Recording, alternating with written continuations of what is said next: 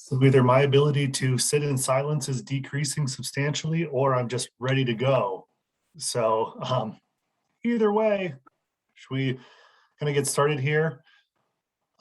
First off, I put the agenda link in the chat. Are people able to open that? I generally can't, but I use my side laptop. Because I've been trying to get our webpage updated with all the minutes and the agendas on there. So this is pulled from the website. It was one of those things during the block application samples, was like, where can I find all of your stuff? So making sure that that's updated, so at least our federal partners can see it as well. But more importantly, you all have access to that. So let me know if it's not able to open up, or if you're having issues, so then we can get our CDHS folks on the task. So a couple pieces with our co-chairs. Julie's email was hacked, so she's going to be late today. I guess I could look to see. I don't see her on yet. As well as Caitlin, she moved positions, so her availability is, I'm not sure where her availability is at.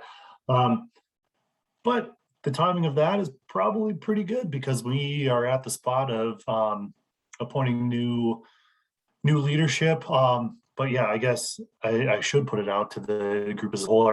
Is everyone okay with me kind of leading us through the agenda and discussions for the time being until we get to that spot of nomination and election of new leadership? And even at that time, for today, absolutely, I'll still participate in this role if you all feel okay with that.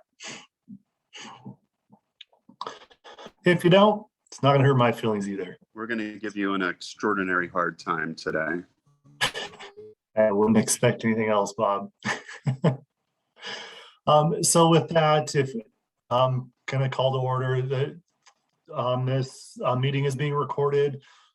So with that, I don't necessarily know where those recordings go. We'll hold on to them if there's anything that comes up to make sure that we have information about that, even if our federal partner just saying, no, show us that you're actually having these, which you never know what the feds are going to have us do. So with that, that's why it's being recorded. Also, let's start with introductions. We don't have a ton of people on today, but we'll kind of get to that with the membership discussion shortly. So with that, Donna, do you just want to go through kind of on your screens? First, I guess I'll introduce myself. Talking head here, Ryan Templeton. I'm policy advisor with the Office of Behavioral Health. I represent the Office of Behavioral Health on this Behavioral Health Planning and Advisory Council, and also serve as liaison between the council and OBH. Can I get to you, Donda?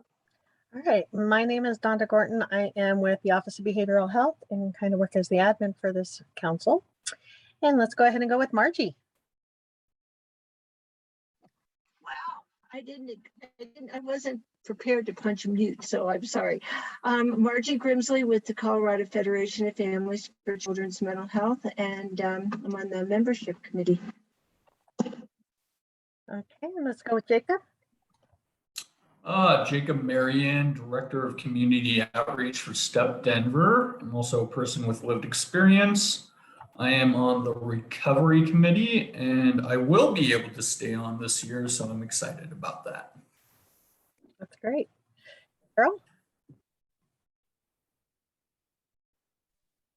Good morning, Daryl Brown. I am a member with long-term recovery.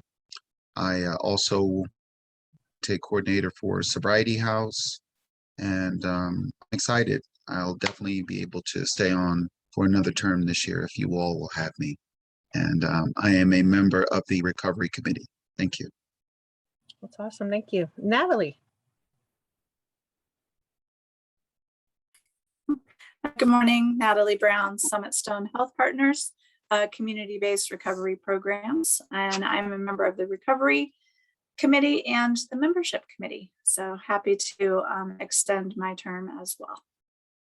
Thank you. Lorraine?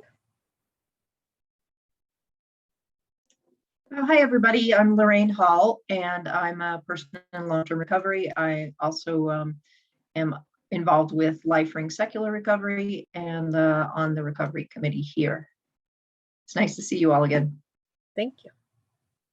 Aaliyah. Good morning, everybody. Aaliyah Andrews. I am your recovery TE from the Office of Behavioral Health. Good to see everybody. I hope everybody had a great summer. Thank you. Nancy.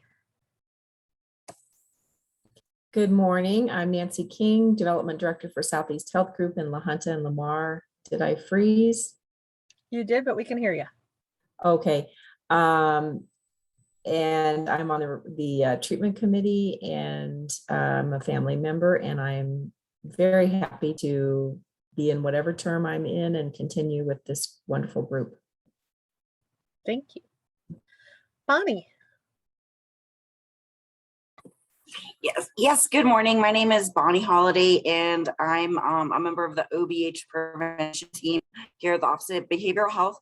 And for the purposes of this group, I'm your prevention TA. Thank you. Marcella.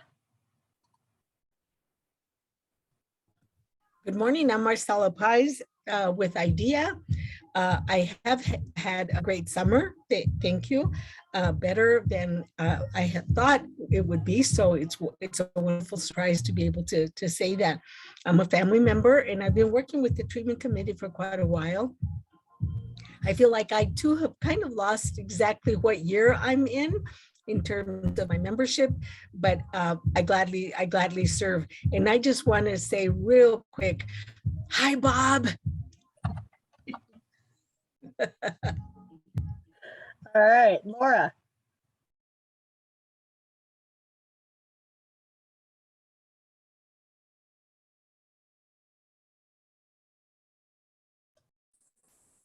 Hi, folks. This is Laura Dykes from Colorado Coalition for the Homeless. I am on, I believe, the treatment committee, and it's been a smoky summer, I guess I would say. Definitely. Let's go to Bob. Good morning, Bob Dorsheimer with Mile High Behavioral Healthcare. I don't know the status of my position anymore on the commission. I'll leave you guys to decide if I'm on or off today. I am on the treatment committee, and I would love to start the equity and equality committee as well, that we had talked about sometime as a legacy position I'd like to leave behind, talking more about equality and equity. So I had a great summer. I was gone most of the summer, which was nice with my family. And I'm excited to see 21 people online with us today. So happy Mental Health and Recovery Month. Thank you. And Karen. Hi, I'm Karen Eyrich. I'm the Chief Clinical Officer for Crossroads Turning Points, and I work with the treatment committee. I just wanted to say it's been a great summer. I love summer, so no matter what it is, I like it. It's nice and hot, and there's plenty to do. And I love to see Aaliyah's glasses. She always has some fun looks, so it always makes me smile. Definitely, she's always fun. Lloyd. Good morning, everyone. My name is Lloyd Moore. I am a person in recovery. I'm also with Last House on the Block. I am on the recovery committee, steering committee. I am your membership co-chair. And as I've heard several people already comment, membership will be talking about terms and later. Yes, I think that's one of our big talks today. And let's go with Julie. Good morning, everyone. Sorry I was late. I'm Julie Corbett. I've had the honor to serve as co-chair of recovery and prevention committees, as well as for the council for 4 years. I've been with you guys for 6 years, and I will be turning off today. We'll be sorry to see you go, Julie. How about James? Hi, everybody. James Gannon, person active in sustained recovery, the director of programs with Advocates for Recovery Colorado. I am on the recovery committee. Yeah, I'm kind of with everybody else. I'm not sure where I am at turns, but I'm happy to stay on and continue this work with you all. And I'm really excited for winter to come. Don't blame me there. All right, Ty. Good morning, everyone. My name is Ty Smith. I'm your representative to the Mental Health Disorder and Criminal Juvenile Justice Task Force. I'm also recently elected to be chair of Colorado Silk, Statewide Independent Living Council.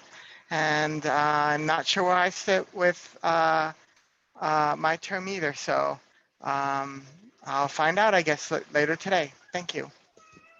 Thanks, Ty. And Angie? Hi, I'm Angie Wold. I'm the Director of Operations for Addiction Research and Treatment Services, also known as ARTS. I'm on the treatment subcommittee. I also have no idea what my term is at this point, and had a busy summer with kids and activities and enjoying the last few weeks of warm weather, hopefully. And let's go with, everybody just moved on me. Let's go with Crystal. Good morning, Crystal Allis with Sobriety House Treatment Committee. For the 10th time, I as well am not sure where I'm at as far as membership time. And excited. My nephew is getting married today, this afternoon, so I'm excited. Congratulations. And then I have one person on the phone.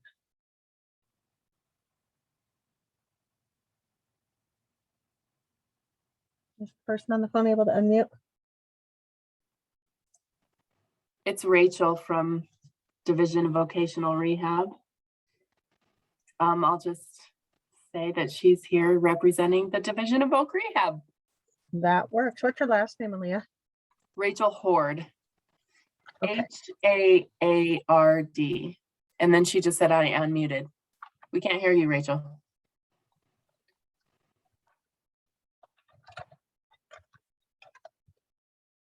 All right. Is there anybody else that we're missing? All right. Back to you, Ryan. Yep, so thanks for that. Thanks for the introduction. So up next on the agenda is the approval of the meeting minutes. I'll throw that link into the chat so people have an opportunity to look at that again. It should have came in the email that Donda sent out with the reminder, but there that is. Hopefully everyone can open that up. That's another one that is on our Bhpac website.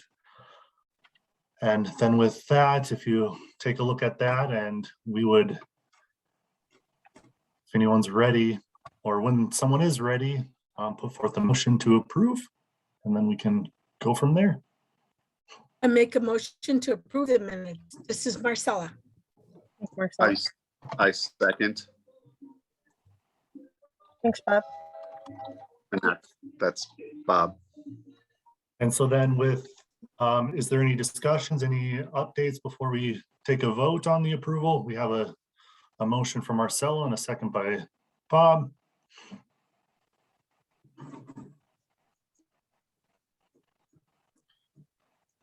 So we'll kind of go backwards with this if we're ready for a vote. Anyone choosing no or does not want to make a motion or choosing to abstain? And if not, we can kind of just give thumbs up if go with the unanimous approval of the, which seems like a long time ago, the June 3rd Bhpac meeting minutes. So those with that formally approved. So with that, back to the agenda. So just a quick overview of the agenda. Really the first part of today's meeting is really talking about kind of board business, a lot of the stuff about membership, a lot about where we're going with the or with the council moving forward over the next year. With that, be participating in a vote on new leadership. But with that, want to kick it to Lloyd and the membership team, because I think there's some updates related to membership and where we're at, which maybe differ a little bit from where the agenda has things identified, especially with new member appointments and really coming up with a new plan, as well as we'll have a bylaws discussion a little bit here about what we should do with bylaws and how we get those updated to actually meet the needs of Bhpac in our new form, because nothing seems like is going to change suddenly to allow us to go back to being physically present in the same room with each other. So our bylaws have a thou shall attend in person aspect. So there's some pieces of the bylaws that we need to get updated. But with that, Lloyd, other membership committee folks, take it away. All right, good morning, everybody. As was indicated originally on the agenda, we were going to look at reviewing any individuals that had submitted applications for membership on the committee. And the decision of the membership committee meeting earlier this week was that we needed to extend the timeline for looking at those applications. One of the big reasons is that we've only had 9 applications submitted so far, and we have a lot more positions than that to fill. The areas that we are definitely short in applications are for people in recovery from substance abuse or mental health, family members, and advocates. And that seems to be our category. That's our 51% or more people personal experience on the council that we need. So, and with that said, we really need to make an effort and ask everybody to make an effort to reach out to anyone you know who might have an interest in council. I'm going to be posting something on one of my private Facebook groups as recovery from substance abuse, but I would encourage you to reach out via any methods you have to try to attract people. Throughout this, though, one of the things that came up was kind of what just heard at the start of this during introductions, which is where people are at in their terms, as well as what term they're on. And that's one of the things that we need to review. The roster inherited, I will say, was fairly accurate, but there are definitely a few question marks or errors in it. So we are going to go through that with everyone that is still on the council. One of the things to remind everybody is in 2019 that we did vote to extend term limits as a result of COVID. So to give you an example of how, and that affected everybody, not just the people whose terms would have expired last year. So if someone's term was set to expire in 2020, it's now 2021.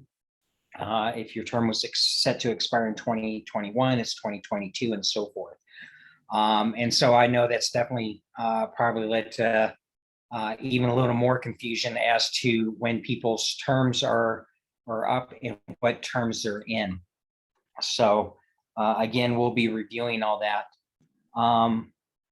In reviewing the applications, and also the biggest part is taking a look at who do we need on council is the question, you know, and in trying to get to that equality that our bylaws state is a balance of people, you know, balance of people in recovery, a balance of having family members, advocates, having the community partners and organizations, having the treatment providers, and having the state agencies. I'd have to take a quick look, but for example, there's 5 mandated state agencies and we only have 2 currently. And then there's an optional number of seats there in addition to those. But what we've done is that many years ago, there was a membership contact sheet that had been put out, and this was many years ago. And what we've done is we've taken it and updated it, and that will be getting sent out to everybody. and that is to be returned to Donda. And so it's making sure we have names correct, your organization, if you're associated. That's been one of the points in the past, is that people didn't always list the organization they may have been associated with, and I'm an example of that myself. Initially, I didn't list anybody, and I am associated with the clubhouse. There's certain things that the state needs our address for. So for example, those that are eligible to receive stipends, they have to receive the 1099. So the state needs that address, and making sure phone numbers and emails are accurate. And then in trying to get a better idea of who everyone represents on the council, the next item on that updated contact sheet is your membership representation, and it's got 3 columns. And what this is to really kind of help identify who you are here to truly represent. Are you here to represent substance abuse, mental health, or dual diagnosis? Then the second column is, are you here in the realm of prevention, treatment, or recovery? And then the third column is, are you here to represent children, adolescents, or adults? And thank you, Donna, for getting ready to share that. And then taking a look at other demographics, and some of this is required for SAMHSA, such as urban, suburban, rural, and frontier, our age demographics, our ethnicity demographics. And then finally, at the bottom is the committees, marking any committees that you are currently or have been active on, or that if you're co-chair of, or if you've been a past committee member but haven't actively been on one when we were still meeting as committees, or list any committees that you were interested in. So it's important that we get this back from everybody ASAP, because this will really help us drive in reviewing our applications in selecting individuals. So and I'll just, I guess I'll share with the 9 applications that we have. I feel that they're really pretty diverse. There's a wide range in the demographics of age, ethnicity, as far as where people are located, because there are rural and frontier applicants. And so I think it's, in the times that I've been on council and looking over applications, this is so far one more diverse set of applications I've seen submitted. So I think with that, I'd like to turn it over to any of the other committee members or Ryan.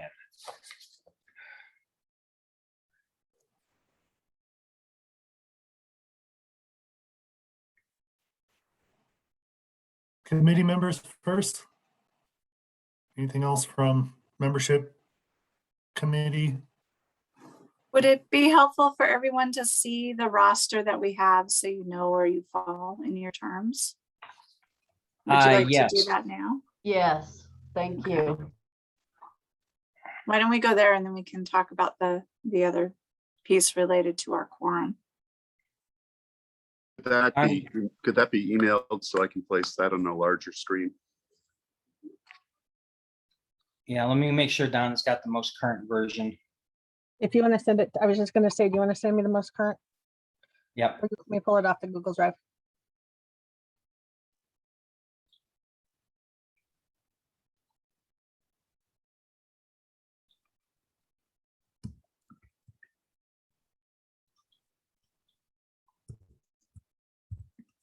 Sorry, guys, state email, it has to go around the world 3 times before it gets back to us. So it gives me a few minutes.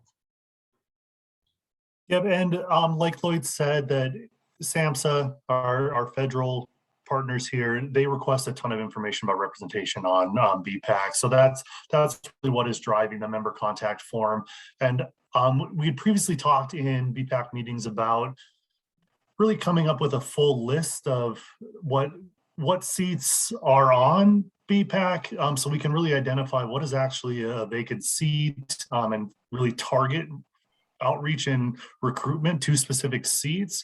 I just wanted to throw that back out to the councils of conversation. Should we go down that path? So currently bylaws say that a minimum of 30 and a maximum of 45, right? So should we actually just identify seats so we know specifically that it's a little bit easier to think about representation, who you're actually representing, but also I want to make sure that we're having this conversation about people's experiences are very diverse, right? So even if you're representing people in recovery, we need to have that conversation about, well, what does it mean if you've moved into a position at a treatment agency, and what does that look like for representation on the board, where you fit? I mean, we don't want to exclude people that have really robust experiences and within the behavioral health system, within their life experiences as well. So how can we really promote that and make sure that we are a very inclusive council and not turning people away because of certain things that I think provides more to the council as a whole? Thoughts on that stuff? So kind of two questions there. How do we address the representation, and should we actually have a list of what specific seats each member potentially represents, and you essentially fill a seat, so we establish that there's a set number of seats on BPAC, and then we can really target recruitment to those seats.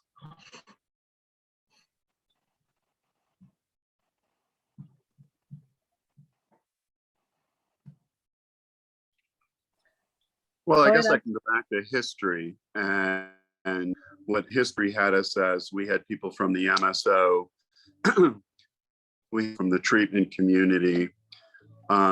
We were building the recovery community back then because it didn't exist. So we had people that we considered with lived experience. So now that Colorado has blended and braided its services, and we're now a behavioral health state, I think you need a certain percentage of mental health providers, people with a mental health lived experience, dual diagnosis. I also think for equity reasons, you also need the LGBTQ plus individuals represented. We also worked really hard and had for a number of years our Native partners from our tribal communities, our Native communities, which I believe is lacking the past couple of years. And I apologize if I'm wrong on that, but I don't hear any tribal representation. So I think that's how it was set up as a framework, that we try to touch the culture of Colorado and those subgroups, certainly Mountain Frontier as well. So I would back into that and make sure we have a number of seats, and then calculate the percentage that it needs to be 51% of those with lived experience.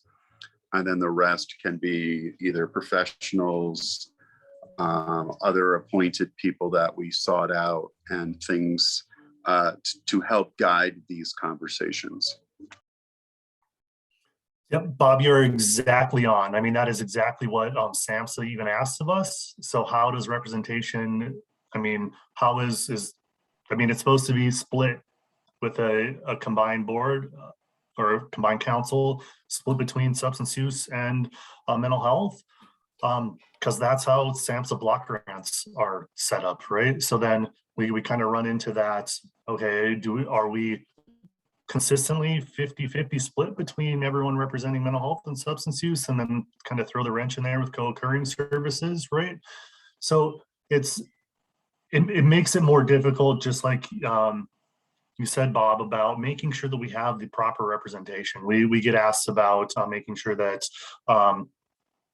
Colorado tribes are being represented as well, the Native population, and different diverse communities are making sure that we're being represented. And that's, to me, it seems like if we clearly identify specific seats, we can always be like we can have seats vacant. That's fine. I don't want to get into the habit of just, okay, you applied, you automatically get on. If we can get to a spot where, I mean, we have a bunch of applications and a bunch of people to pick from, and we as a council as a whole get to kind of come up with who fits the best and who represents Colorado the best. And I think that's kind of getting back to the foundation of the membership committee. Like, okay, this person meets this specific position, and this is why we think we pursue this person being appointed, as well as allows us to make sure that those percentages we're staying within those percentages. Because really that's essentially one of the few requirements from the federal government, is that the majority of individuals with lived experience, family members are advocates, but we need to clearly identify who those positions are. That's why I would recommend that we pursue that essentially listed. This is BPAC. These are the seats. But within that, I think we need to come up with what seats are identified, who, and what representation are we clearly looking for within each one of those seats. Well, I think during the pandemic, Ryan, we've witnessed a cultural change here in Colorado and across the country. Social equity is really what is driving many commissions in Colorado, as well as inclusiveness. And what does that mean? This is where I continue to talk about we needing a new subcommittee. So you have the jail and prison reform community. You have the public health community that's now involved, and OBH has moved some of its licensing and is interfacing more with the Department of Public Health. So I think that's a seat. I think Department of Corrections is a seat. Department of Parole is a seat.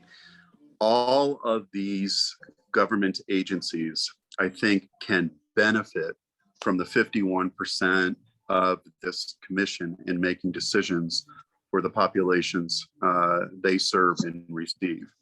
So for that 49%, I'd like us to make sure that we invite Voc Rehab, Department of Corrections, Department of Youth Corrections. These are all huge caches of services that deserve attention and need, this group needs to understand more of what's happening in those silos and how we can better prioritize block grant funding for underserved communities.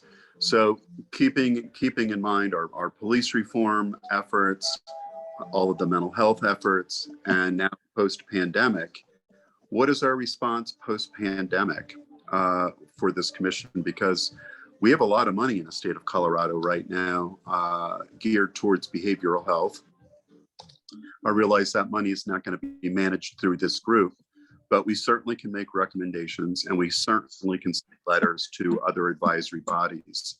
So for the membership committee and the rest of the commission, I think it's, to me, as a legacy, maybe I'm leaving today, maybe I'm not, it's up to the commission. I don't know what we're doing yet, but I think it's time to do a reset. And I think that's what the pandemic did. I think that's what the riots and the culture and everything we have experienced over the past 2 years. Now is the time to re-envision what it is that we're doing. The government is, the federal government is, and I believe we should as a community and as a community advisory board. That's my 2 cents.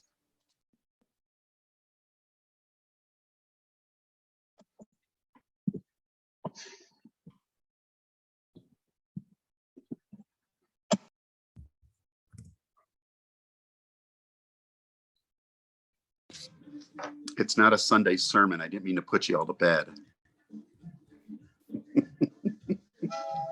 I completely agree with Bob. Not sure if he has some steps, some how-tos that he can actually share with us this morning to get to where what he has just described. But I think you're right. It's a huge challenge because on the one hand, Bob, I completely agree that a lot has changed, but sometimes when I'm out there, reminds me that a lot's going on, but I don't know that a lot has changed. There's still some of the same concerns that we've been facing for generations. But if we could identify some how-tos, because I take a look at what's before us in terms of recruitment. I don't know all of the avenues that we've used in the past. I know that you recruited me directly. And I followed through. I applied and I did get selected, but I don't know if that's the only way that we've recruited in the past. I don't know what other methods. So I'd like to hear a little bit about that. But with the idea of reaching some of the goals that you just laid out, it wasn't a sermon, but my gosh, it would take an act of Congress. Well, I mean, I think there's baby steps and the commission would have to evolve. I also recruited Angie from Arts because she brings a wealth of, baby haven and correctional kind of facilities and methadone and research out of the University of Colorado. So Arts is another really good partner for the commission. So what I laid out, I believe that, doesn't necessarily happen overnight. It's something that the commission continues to work towards. So one of the things we departed in June, I said that it would be nice to have more conversations about social equity, social conscience, and how we do critical thinking when we are prioritizing our goals and objectives. So for a number of years, many things have been unfair in Colorado and continue to be. So I would agree with you, Marcella. But I think if we start taking a look at the bylaws and we start changing some language, and some of the baby steps forward can be the subcommittee that I suggested. And then through all of the goals and objectives through this commission, we have to have one goal for each subcommittee that talks about equity and justice and fairness winning. And if we continue to ask that question in our mind, we will continue to prioritize those in most need and those that have the most vulnerabilities and the high acuity that needs this type of block grant funding. So it's high acuity and poverty and those that can't access other types of services because of some sort of barrier. That's where block grant funding comes in and wraps around the rest of our state funding. So how do we make sure that we're catching everybody that's not falling through the cracks? So to me, it's a reset year. And I think over the next 12 months, we can have part of our agenda that talks about that reset. So I'm just proposing this, liaison. So it's up to Ryan how far he wants to take this. It's how far the commission wants to take this. But I do believe it's time for a reset. Thanks, Bob. Yeah, I think we're covering two different areas, whether in the next year's agenda, how do we address the inequalities not only provided in services, but where does that money go? And then the second item being, how do we grow membership across the board, whether that be with people in rural frontier communities, LGBTQ members, and the diversity of the group itself.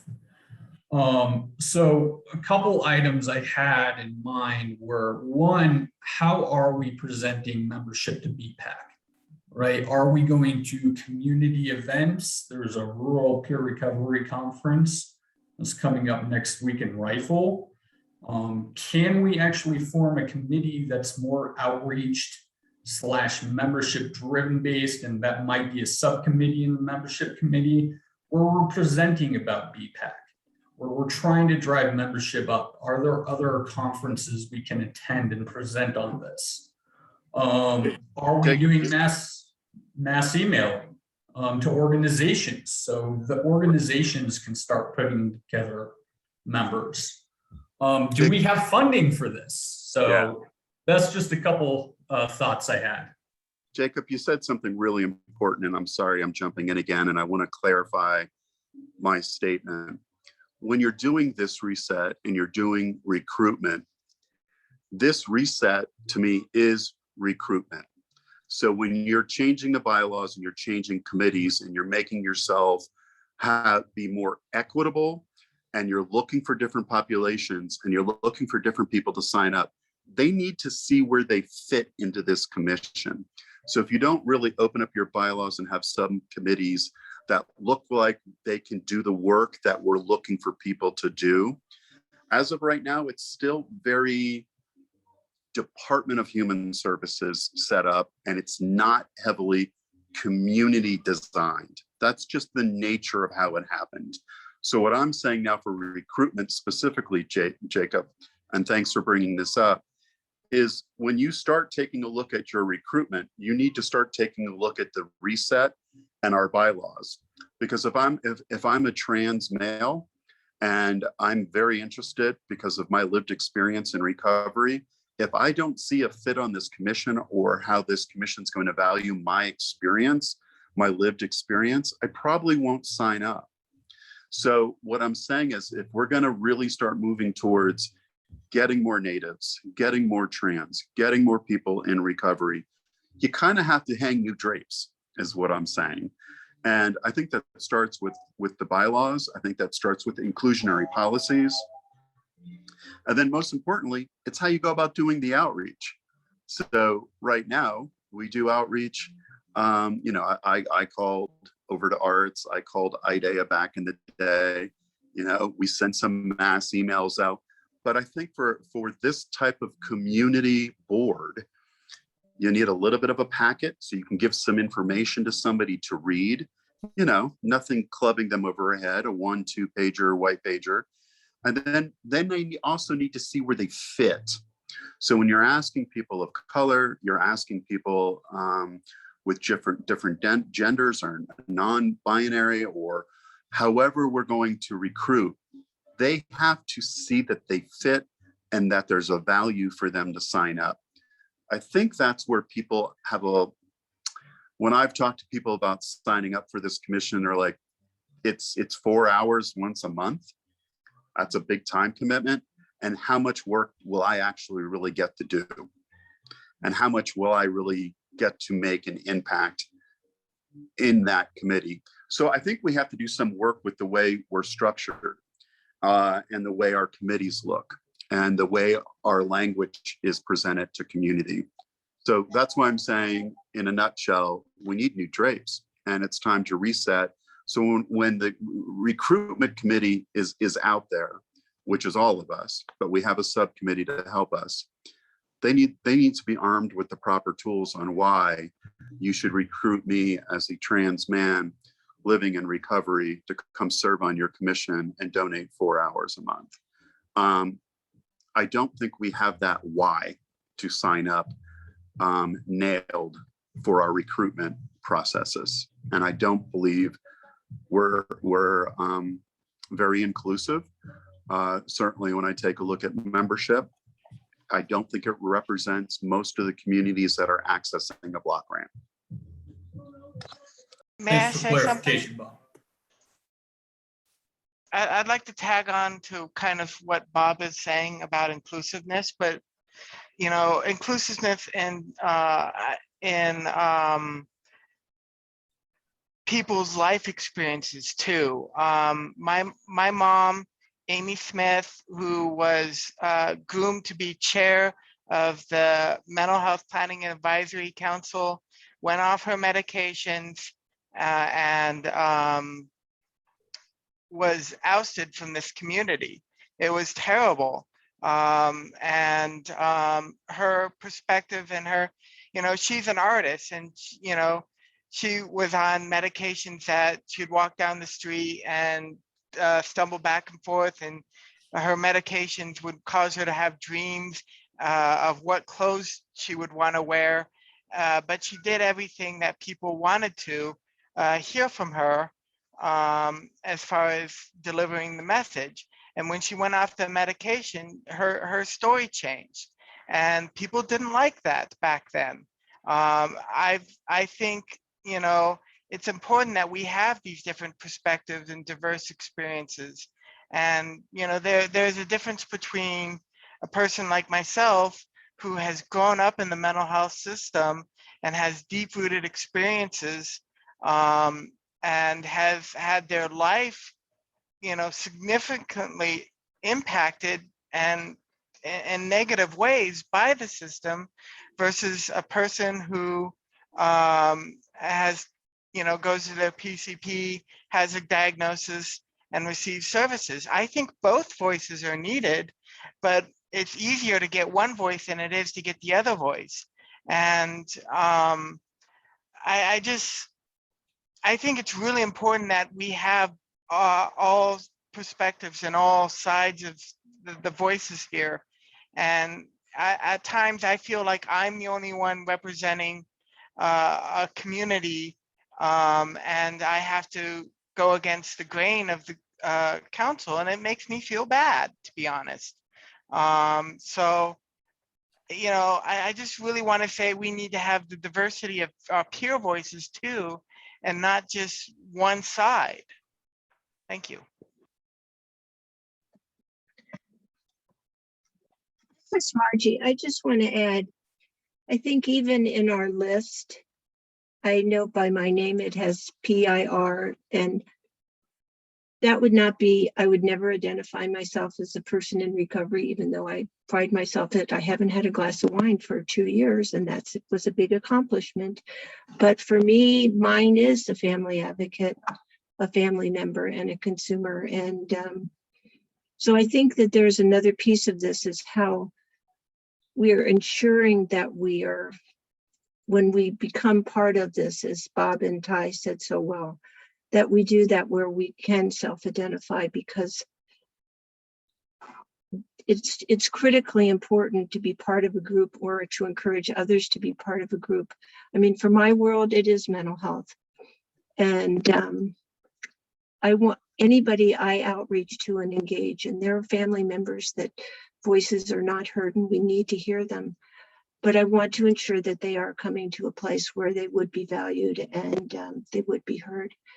And it is, we all have common goals and common needs and common outcomes that we envision. But I think we also have to recognize that we are coming to this from the mental health world does have some pieces that are unique. The children's mental health and families' mental health world is different than some other mental health. Each are unique, and we have to be able to ensure we're hearing all those voices. And that's my thoughts.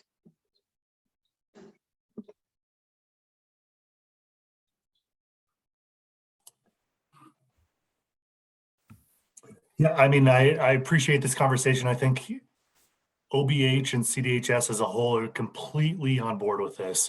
So much so is that we are in the process of hiring a community engagement manager who is going to eventually take over some of my role on Bhpac to make sure that this Bhpac committee is engaged with other communities, or making sure that that's essentially that person's whole job, is going to make sure that behavioral health and what OBH is doing is has that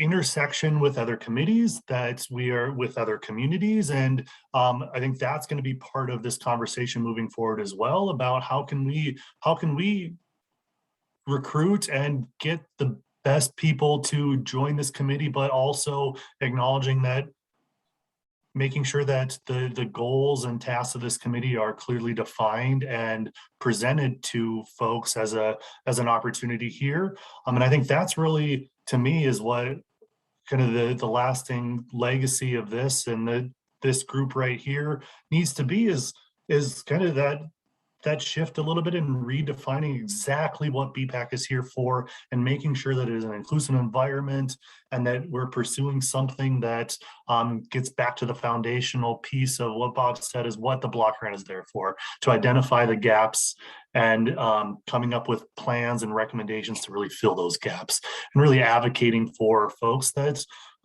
historically have not had a seat at the table. Like, this is exactly what this is for, right? And we need to be having these conversations about that. And I would even challenge us is that it shouldn't be just a committee or a subcommittee, is that this needs to be front and center in every council meeting. that this is a standing agenda item and that we're identifying pieces within every council meeting that we're addressing kind of equity, inclusivity, diversity aspects in every single meeting that we have, as well as identifying like there is potentially difference in the substance use disorder services versus mental health services, and what does co-occurring services look like, and what is that whole continuum from prevention to treatment and recovery, and making sure that that is part of every single discussion, because I also don't want to get back to the spot where even within BPAC it feels siloed, that there are people here that are only here because of recovery, or only here because of prevention, or only here because of treatment. I mean, I think we potentially do ourselves a disservice if that's how we kind of separate things out. I mean, I think there is a time and a place where people are very interested in these things, and if we need something to clearly get established and accomplished, that's when we identify a subcommittee that says, do this for the council as a whole and come back and report about exactly what y'all found, right? And then the council as a whole makes that formal recommendation or follow up from there. And I think that's part of the shift. And I think we've started that shift, but how do we move it to the next level? And I think that's part of this membership discussion as well, and ensuring that people come to BPAC knowing that they have a voice and that their voice is being heard by the state. And well, I love let's not just have these other state departments can participate. Let's make it a requirement. Let's make it so other state departments are involved. And kind of my last soapbox here is that I've reached out to the CDHS. Let me look at their title quick. Equity, Diversity, and Inclusion Director at CDHS. She wants to be involved in this process, wants to be making sure that her connections across CDHS as a representative from the Department of Human Services involved in making sure that essentially every board, every commission, every council that falls under the purview of CDHS, which BPAC does, are hitting those equity, diversity, and inclusion factors that, I mean, this administration, Pulse's administration from the governor is really high on making sure that any sort of state council, state commission, state task force, state board is hitting those things and is representative of the people of Colorado. I mean, I think CDHS, OBH, the governor's office is exactly on the same wavelength as all the comments so far. So, well, Ryan, she should be invited to the next meeting so everybody in this commission can understand what her role is, what her benefit as a resource to us. And then we should ask her or her team to consult with us on taking a look at our bylaws and recruitment. So I think this is imperative that we partner with that department. I think it's imperative that we take a look at the bylaws and the way we do things. So, you know, I think there's a few votes that we can take today to make to get to some consensus, so we know the direction, because we can talk about this rabbit hole for a very long period of time. So in the interest of time, it's 10 o'clock and I'm happy to put something forth to move forward if people are done with the discussion. But I'd actually like to take Marcella's challenge up on me and put some action steps out there so we can get moving. So are my fellow colleagues ready to move on, or we want some more conversations?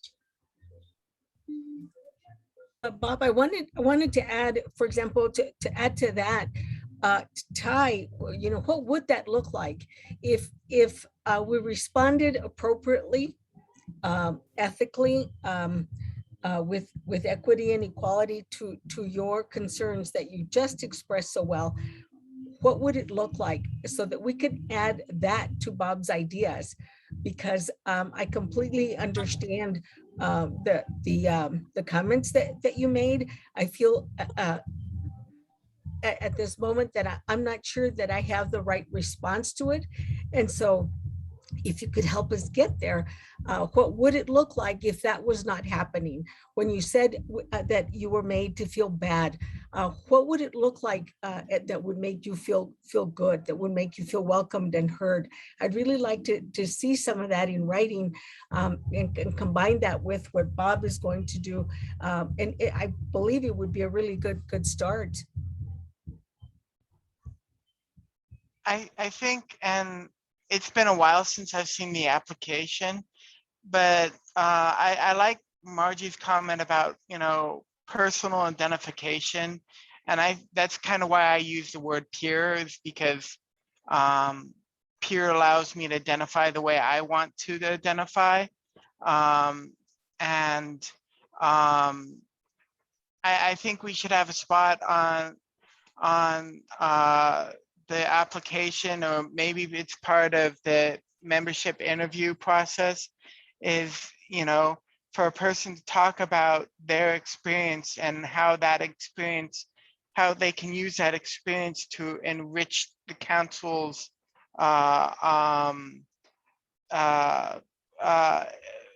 perspective and diversity.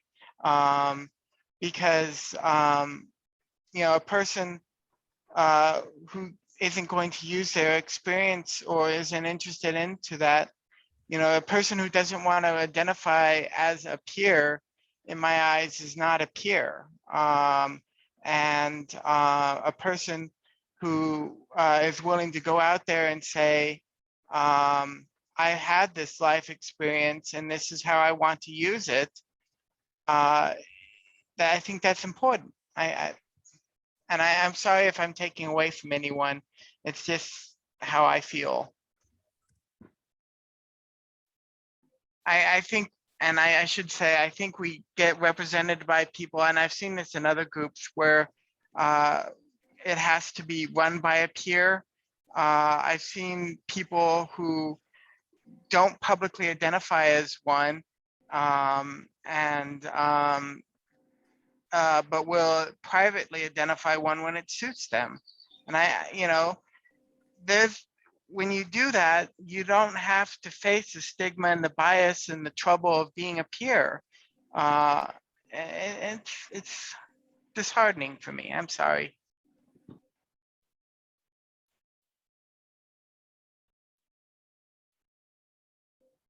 I think there are lots of ways to look at diversity. I mean, for instance, all of the comments that have already been shared are completely valid, but there are also people who look for a different type of recovery method or a different pathway. And for the most part, our group seems not to be very diverse in that regard, as far as following primarily a 12-step model. And we don't have anyone from SMART or Dharma recovery or different ways to achieve recovery, or different treatment options too, because we could really diversify in a lot more ways than just people's appearance and sexual orientations and mental health statuses. And I hope I didn't leave anything out that you're going to think I'm just being off base, but diversity is a very wide field, and it's, it may be impossible for us to include every single category, but we can certainly become more diverse if we try.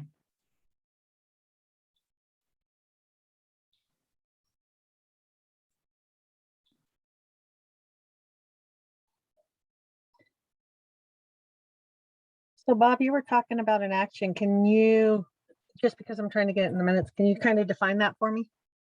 What you're looking at? Sure, I'd like to make a motion that we invite our director from Colorado Department of Office of Equity and Inclusion, that we just make an official motion to ask this person to attend our next meeting, and that within this motion that we'd like to consult and start taking a look at our bylaws and actually utilize our State Department in helping us recraft and reshape So the motion is going to be in two parts that I would make. So it would be the invitation, and then it would also be a vote on that. We all believe that we need to take a look at our bylaws and make sure that the wording and the structure of our bylaws are inclusive and inviting. And that maybe over the next 3 months for recruitment that we all just work on. I don't know where I leave today, but that we work on this, hanging the new drapes in the new era, with the caveat of what the block grant is designed to do and to who it is to serve, and to make sure that we are capturing all of those individuals to come onto this commission to help us make sure that all of the people that fall through the cracks, which is the block grants design, is that we're getting them to come to the table in a fair and equal way and an inviting way. So I'm ready to put some, like, let's start inviting people. Let's start getting some advice. Let's start taking a dive into our bylaws. Let's start taking a dive into how we do recruitment. So we have a state expert, a director, and a department. I'm saying let's lean on it.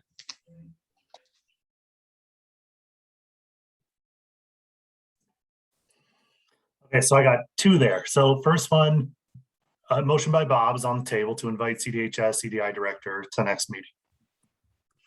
I'll second Thoughts? that. I'll second that. So Lorraine there. So then do we want to have a discussion here before kind of the formal vote of the council?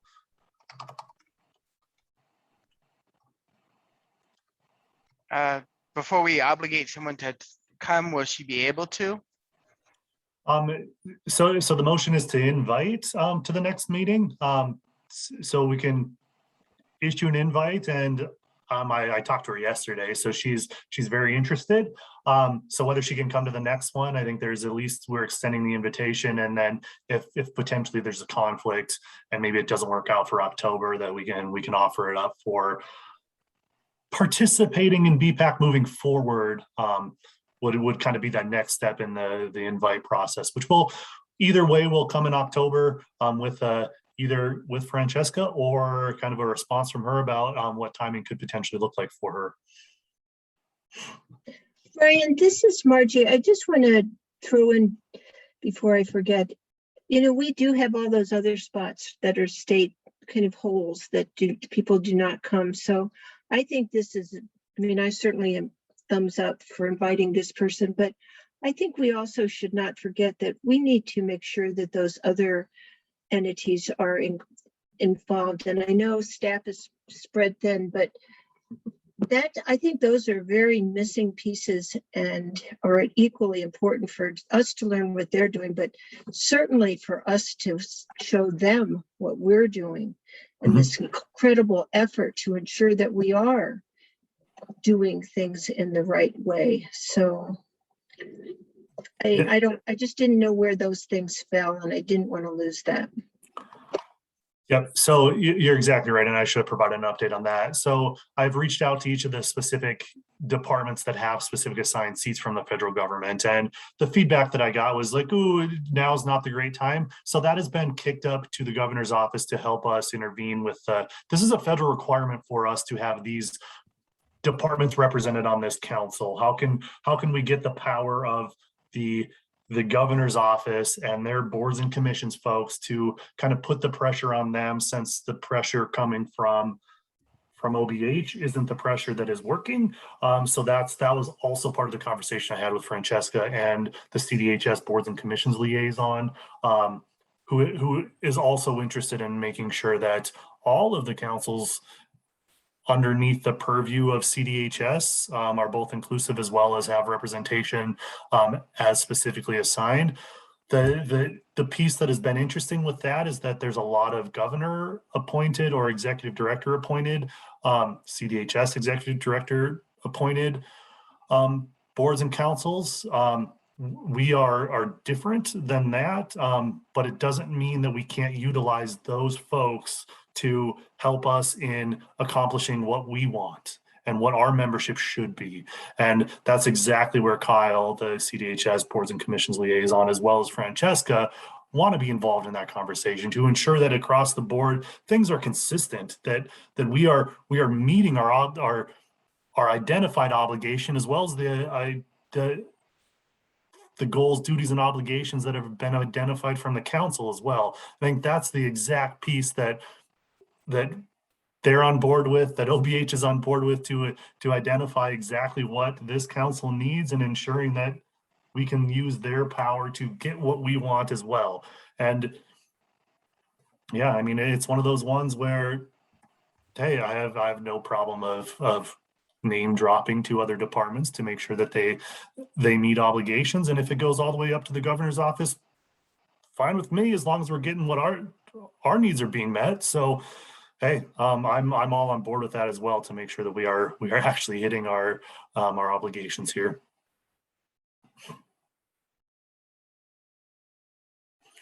So with that, any further discussion about that first motion made by Bob, seconded by Lorraine, to invite CDHS EDI director to the next meeting? So I'm guessing Brian's hand, and it looked like it was an aye. Is that the start of the formal voting process? So all in favor, yeah, nod your head, thumbs up. This is Ty, aye. And anyone kind of in that spot of abstaining or no votes, and then not hearing anything. So that passes unanimously.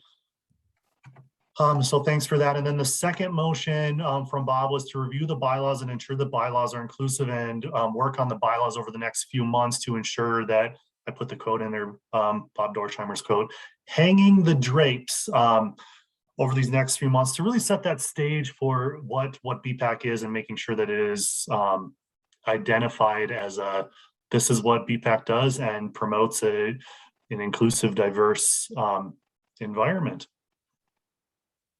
So with that, we can either have a discussion here, take a second as well. This is I'd Ty, like I'll to- second. I'd like to add the suggestion I put in the chat, that this be something the membership committee, if we expand that committee can take the lead in that role and then bring it back to the whole council. All right, so the initial motion and second by Bob and Ty, and then kind of what's on the table now is, do we expand this to specifically identify the membership committee as taking the lead on in doing this work at the beginning here, and I would even add to that is making it the membership, if we assign it to the membership, is that they potentially come back at a set date or every month to continue to update Bhpac as a whole on progress.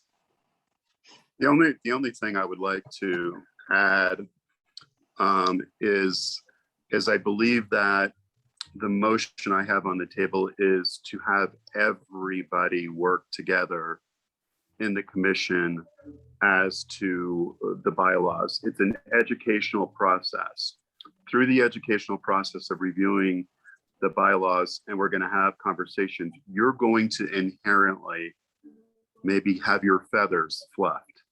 And I rather it not be committee work and then isolate somebody that we need to work with that could get their feathers fluffed. We see a lot of people peacocking right now in the world because they're very threatened by a new inclusive way of doing business and communicating. So I'm just saying, I believe it's all of our work, and we're all responsible for making this commission an inviting, welcoming, and an appropriate place to advise for block grant funds for those that have high acuity needs that fall through the cracks.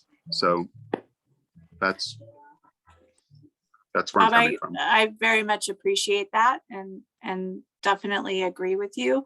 I do feel like there needs to be some level of bottom line responsibility to be able to continue moving this forward so that the conversations can continue productively. Agreed. Agreed. I'd also have concerns if if it got put on the membership committee, if they are behind in membership and need to focus more on getting people in, that can be a challenging task, and I don't want to overwhelm them with bylaws as well. So I like the suggestion that it's tasked to the whole group.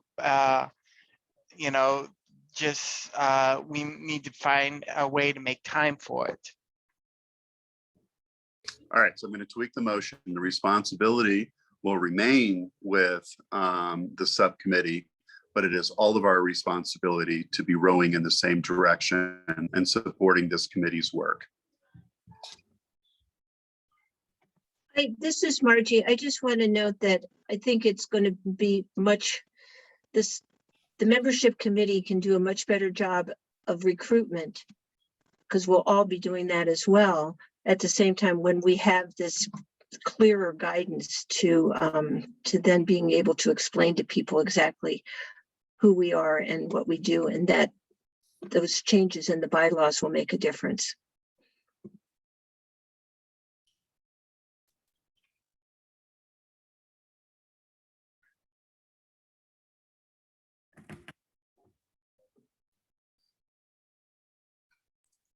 All right, so here's what I got. So everyone to review bylaws and ensure bylaws are inclusive and work on bylaws over the next few months with the quote of hanging the drapes. So then the discussion is expand the membership committee to additional members to address the recruitment review and bylaws and create an EDI focus with the responsibility to membership, but the overall BPAC, so the group as a whole is the entity responsible for the final focus and final approval of the bylaws, which kind of that's getting back to the standard of membership is essentially working for BPAC as a whole. And we're clarifying that it's not just membership's responsibility to do this. It's y'all are members of BPAC, and that is the responsibility that the bylaws are that governing structure of every member of BPAC. It's just that the membership committee is the one kind of driving the boat at the beginning of this, but the final say is BPAC as a whole.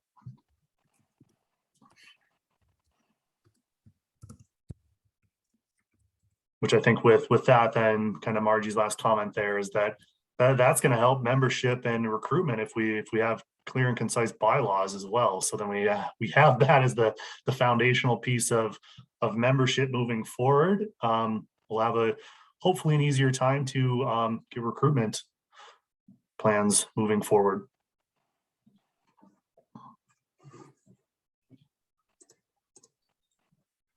Bob, did I capture that with the updated motion?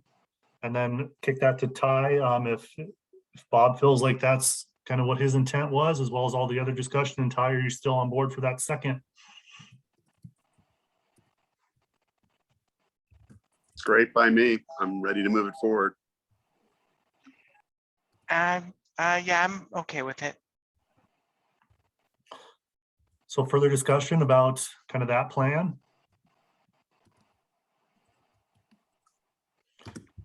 Hearing none, some sort of gesture, hopefully positive, that approval of this motion in second. So it looks like most folks, anyone kind of a nay or choosing to abstain. Yeah, so with that, another unanimous vote there. Anything else? Kind of where we're at with kind of membership, the whole aspect of where things are moving forward, and without, and maybe we cut off membership at the beginning here about where terms are, and do we need to continue on with that discussion about where people are at? I know that it was pulled up previously about the list of when folks term off. I think there's just a handful that this would potentially be their last meeting. And kind of having that discussion on where we're at with those and what numbers look like, kind of with the caveat that I'm okay with even if we're not meeting our bylaws to a T, we are working on updating our bylaws, including the aspect of membership in the bylaws. So I'm 100% comfortable moving on with kind of everything, even though things don't potentially line up exactly how our bylaws are currently written, because we just had motions to review and update our bylaws. So I'm 100% comfortable with moving things along, even over the next few months, that maybe we're working outside of direct compliance with our bylaws, because we have that identified that our bylaws aren't meeting the specific needs of BPAC this Ryan. exact moment.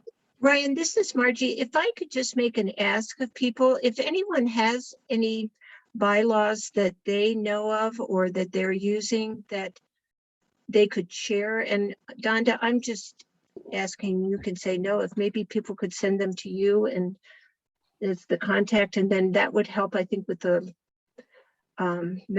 for us to look at, because sometimes people are doing things that really might be a good way to rethink how we do business when regarding bylaws.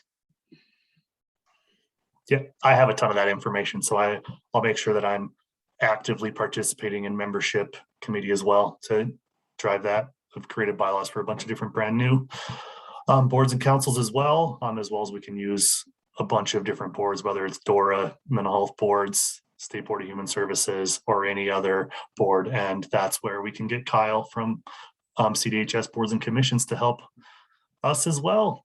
I guess I'm just thinking too, sometimes people that aren't state entities, I've just recently been involved with a group that has, it's done amazing work with how they do that and make it inclusive. So it's just a thought, if people have any that they'd like to share, I think it would be good to have see those. Yep. And this is also an opportunity for me to get Chelsea Hall back in our grasp, because she's working with the Youth Advisory Committee, who has fantastic things going on there, that's another piece where getting them involved with our whole discussion related to youth and what a youth voice could be. So even if we go a different route, and what do your bylaws look like, and how do we kind of take some of what they've already done, so we don't have to recreate the wheel. So yeah, Margie, I will take on that. So we'll have people send them to you then. That would be great. Okay, thank you.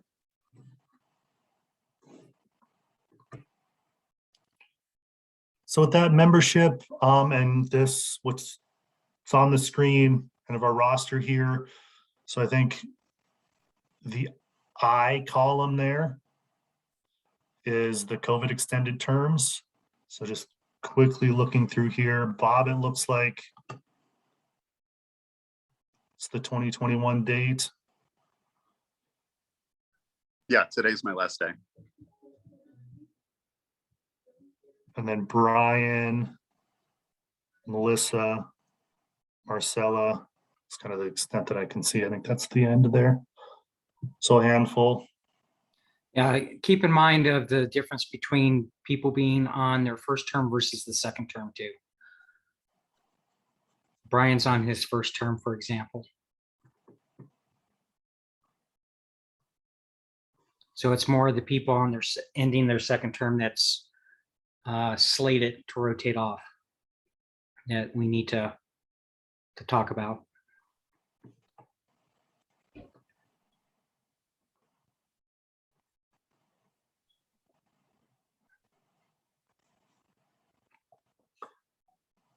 Yeah, so thoughts on that? With this, do we hold this as the hard and fast but formally invite those folks that have served those 2 terms that are terming off at the end of this month, or is this being their last meeting, and formally invite them as guests moving forward here? Do we go down the path of, any other sort of actions? Do we all pressure the folks that have served 1 term into reapplying for a second term?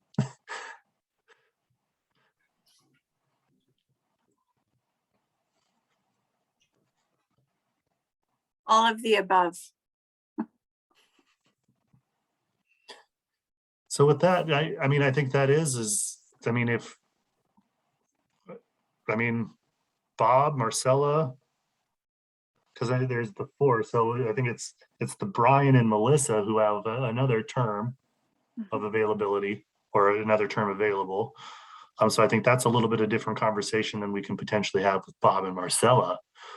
So kind of taking on that first, without putting, I don't know if Melissa's on, but without putting Brian on the spot here, we can have that conversation offline about continued. I think with that, I think Brian's a strong voice for a lot of things in Colorado. So I would love to see him continue on as well. But that's a decision that I want to make sure that is individualized. So it's probably not in the best interest that I put forth of we formally pressuring him in a council meeting. So you guys did a great job in the membership committee meeting the other day, and I'll stay on the council for sure. I think the question though was raised a couple of days ago. Are we going to require a new application process, or what do we want to do there? So really, if I can just get that information, then maybe that's what, Lloyd should send to me, or that's something we can have offline or whatever. But you guys can go ahead and put me back in the green on the roster. I'm willing to run for co-chair and close out my final year, since I've kind of laid a lot on my colleagues today. I'm happy to see it through if you guys will have me, and extend my year. And I'm also willing to run for co-chair to help in this transitional year with the bylaws and COVID and the state of mental health and substance abuse. So I'm willing to do both. So what I just heard there a little bit was, do we want to look at the possibility of those that are slated to rotate off at the end of their second term? Do we want to look at offering extending terms another year yet, so that we can try to get all this brought together? And I'd be in favor of that. yeah, so I would put that to a vote of the whole, or should we just do that for the four, it looks like to me, that are due to term off essentially now, with the extending those four for an additional year. I guess we're kind of making an assumption that Melissa is the other person, right? So I guess the three members that are here, kind of extending them, and then we have that discussion about Melissa serving an additional year as we transition to this new hanging the drapes phase of Bhpac moving forward.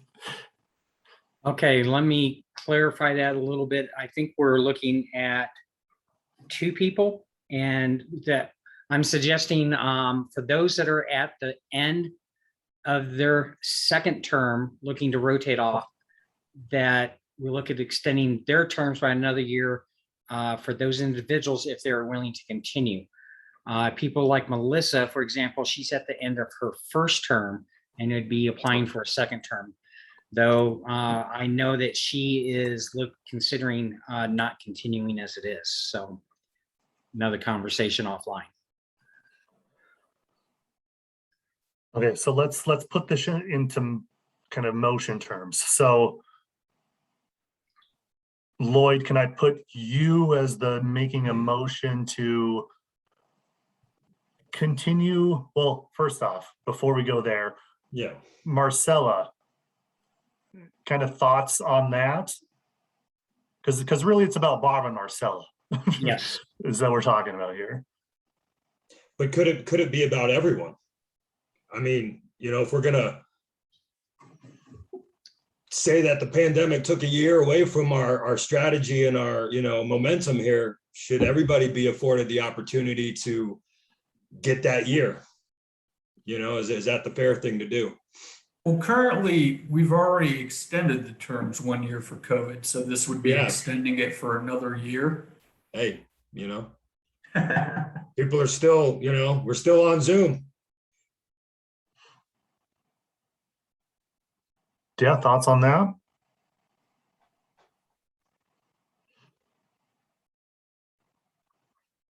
would Right. favor extending it to the entire group for another year like we did last year, because we are not functioning like the years when we were in the same room together and breaking bread together and all of that. So I would definitely want to extend it to the entire group.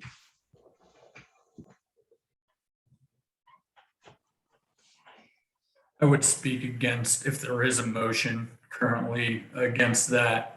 If people do want to serve on another term, I think that can be a case-by-case basis, but we're talking about bringing new life, new blood into this committee, and I think that there is a spirit of rotation that should occur, especially bringing inclusivity, I can't say the word. Bringing people into the committee, there should be new opportunities for new members. And I hear what Jacob is definitely saying. But to also put that in a little bit of perspective is that we are at 24 members currently out of a possible total of 45 seats. So we are really only at 50% with everybody we have right now of what we can have total by our current bylaws.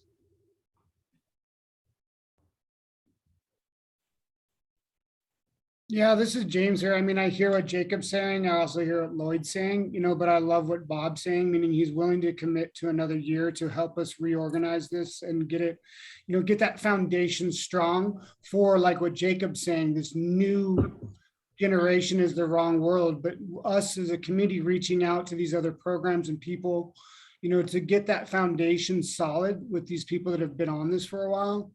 I think there's an importance to, a case-by-case basis, to extend that year to those people on a case-by-case basis, but maybe not the whole committee. Well, I just would like to reiterate, I'm only interested in staying if you guys will have me.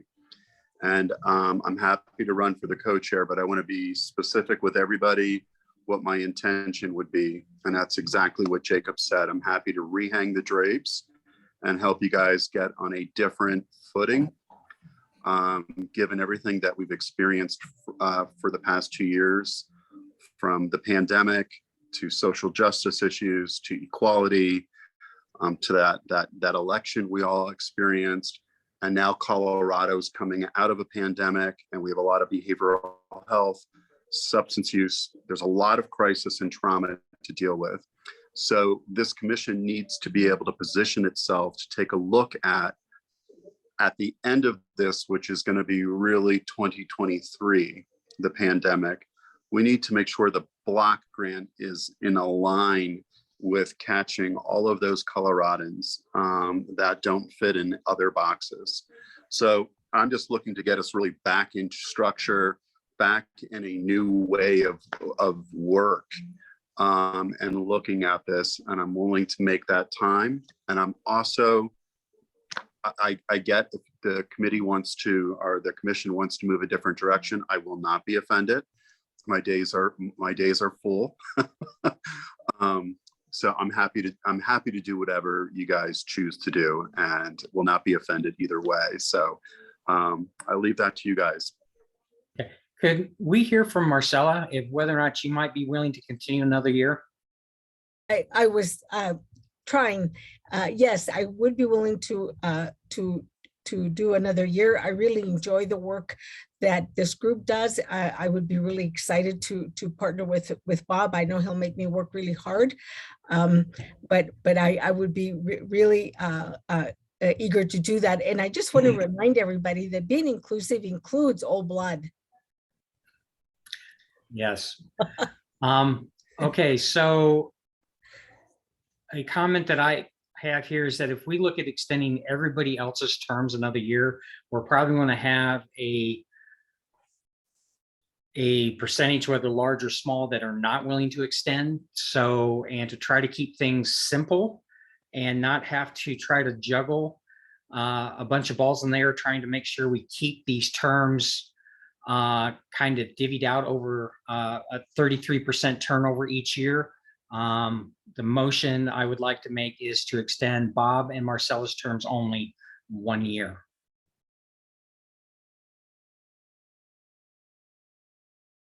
And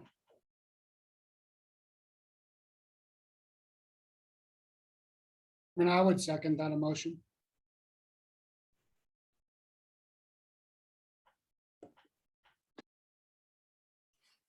So discussion about Sorry, that. who's So second? Went ahead sorry. and second that, sorry. Yeah, motion and second to extend Bob and Marcelo's terms 1 year with James the second. So discussion about that, or if we're at the spot of going to a vote, I could go there, but I'll leave it second here for discussion. I just, out of fairness, I would want to know if anyone else would want their terms extended. And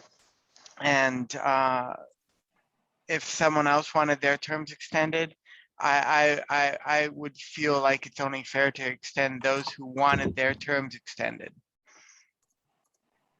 But I don't know if anyone wants their terms extended, so. Yeah, I would agree with Ty. I think Yeah, I would too. that's the only real solution that we have here is to offer it up. And if those who want to extend a year, cool, let's do it. And if they don't, we got to leave the choice up to the individual, I think.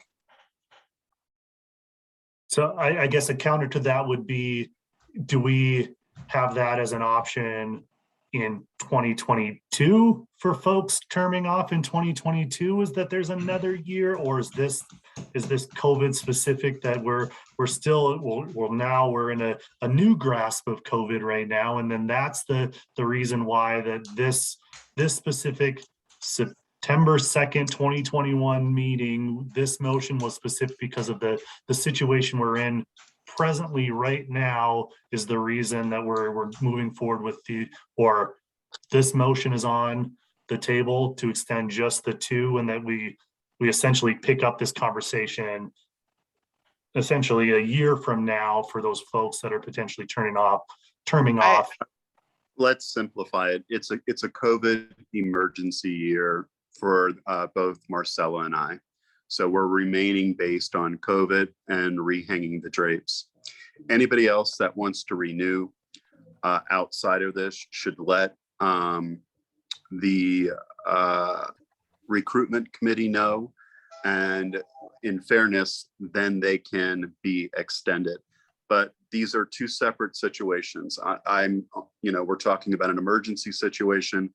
I'm willing to do. Everyone else should have the same opportunity because of that emergency. But I think these are 2 separate motions. And I think we have to let those people make their choice if they want to stay. If they want to stay, they can. But the motion today is specifically for 2021. Ty, thoughts on that, since that was the update from you? I think that it should be done today, that people who are here and committed, who want to extend their time, it should have that option. So it's not specific to 2 people, but it was specific to the whole group. Though if no one wants to extend their time, that doesn't speak up today. We should just, it should be focused on today, but it should be open up to the group as a whole. That's kind of how I feel. Yeah, I think we're saying the same thing.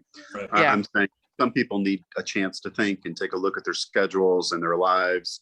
And, in all fairness, like I said, today's just really specific, but then for everybody else, they can certainly come forth once they've reevaluated their commitment and see where we're going.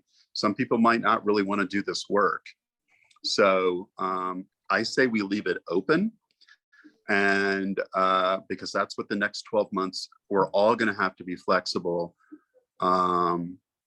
in our life, because winter is coming and it's going to be a little tough this winter. So I say, let's move forth on the motion, and we remain open to all conversation and dialogues. And that whoever has an interest, certainly at 50%, we need to welcome people, and we have another 50% to work on. This is Margie. I would just note that we're filling out that information sheet. So maybe that could be a place for people to also share whether they want to stay on that extra year, since we're capturing information from people immediately.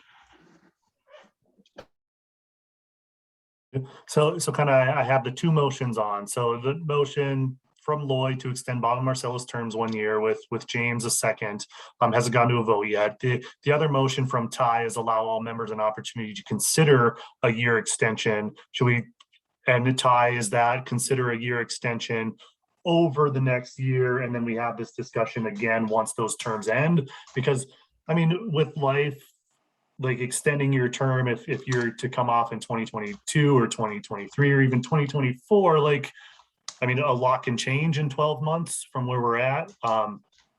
So do we want to just have it in the books, is that they're kind of from today's vote that we're allowing for an opportunity to consider a year extension, and that we'll address that as essentially a year from now, 10 months from now, kind of when that next round of terming out happens? I guess that works. So with that, so we'll come back to that one in a second, but so with the first motion from Lloyd to extend Bob and Marcella's terms 1 year, with James as the second, are we ready for our vote? So all in favor of that, make some sort of motion or make some sort of gesture that says that, and then kind of go on the other side. Anyone opposed? I'm abstaining. I'm not opposed. I just got to the thing a little late. Then I didn't see any gestures to abstain, but I heard Bob or oppose. But I heard Bob abstain. Anyone else choosing to abstain from that vote? Marcella, I think you have to as well. I abstain if I have to. I don't think technically you have to, because you're current board members. Thank you. But well, we'll put both Bob and Marcella abstaining, otherwise that passes. So we have Marcella and Bob for 1 more year, and then the other motion on the table is from Ty, allowing all members an opportunity to consider a 1 year extension over the next 12 months. So with that, is there a second?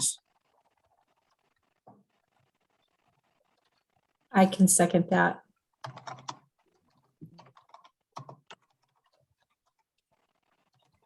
And then discussion here with motion that has been seconded to allow that opportunity over the next 12 months for that 1 year extension. No discussion. We can go to the vote here, but I'll give folks a couple seconds. So all in favor of the allow members an opportunity to consider a 1 year extension over the next 12 months? All in favor? A lot of thumbs up, a lot of hands up. So anyone opposed? Jacob opposed there? Any other folks that I missed opposing? And anyone choosing to abstain? Seeing none, that motion also passes. So with that, any other membership type discussions? Looking at you, membership committee, anything that we're missing here? So we have what feels like a whole host of motions or approved action here. But anything else that we want to get on the table before we kind of go to that?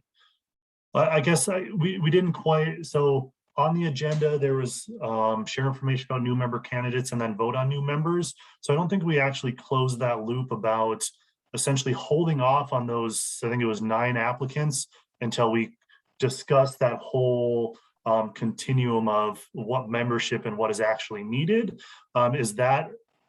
Did everyone pick up on that? And or is that just me making an assumption of what I thought was going to happen?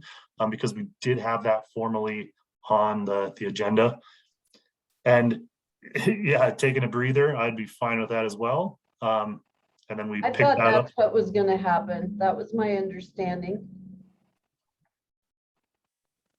Okay, so we're not making any formal action on the applications that we received, and then that those applicants get essentially lumped into hopefully a gigantic pool of applicants once we have kind of that recruitment and stuff. Yeah. Good. Okay. And so Ryan, with this that, is Margie, just real quickly, and I promise I don't need an answer. It's just something, I know we lost a lot of people last year, and if we're being reflective on people, the COVID year, I think it's also important for us to outreach maybe to some of the folks that weren't able, because of COVID, but in the future, they might be also able to come back and be valuable parts of the group. So I just don't want to lose those folks because they worry me. yep, I mean, I think that's a really good point, and definitely something that as membership committee can even consider about what do we reach back out to folks that had previously served and kind of have that as a discussion as well. But with that, I think we're kind of at that spot of, I think everyone maybe needs a little bit of a breather here, and then we'll get back to because I want to make sure that we acknowledge Julie here and kind of have that parting of or the passing of the torch before we have that nomination election of new leadership, and then we'll take a little bit of breather here. If we can, how about, can we do 10 minutes and then we get back at 10:56 according to my watch right here, and then we'll have that conversation about new leadership. So you got probably 9.5 minutes. All right, so we'll see everyone. Good call, Laura. I needed that little breather. So with that, I see that Julie put a nice response in the chat, and with that, Julie, thank you for your leadership. Thank you for your service. I mean, it's been, there's been some ups and downs, and I think having strong leadership through those times has been wonderful and moving us in Bhpac in a direction where, I mean, I think we're at that stage of making positive change for the people of Colorado, and with that, thank you, and your commitment to Bhpac has been exceptional, and forever grateful for that. Kind of the same thing goes for Caitlin. I know she's moved to a new position, I think within the state, so might be seeing her in a different form, but with that, strong leadership is very important with moving the goals of Bhpac forward.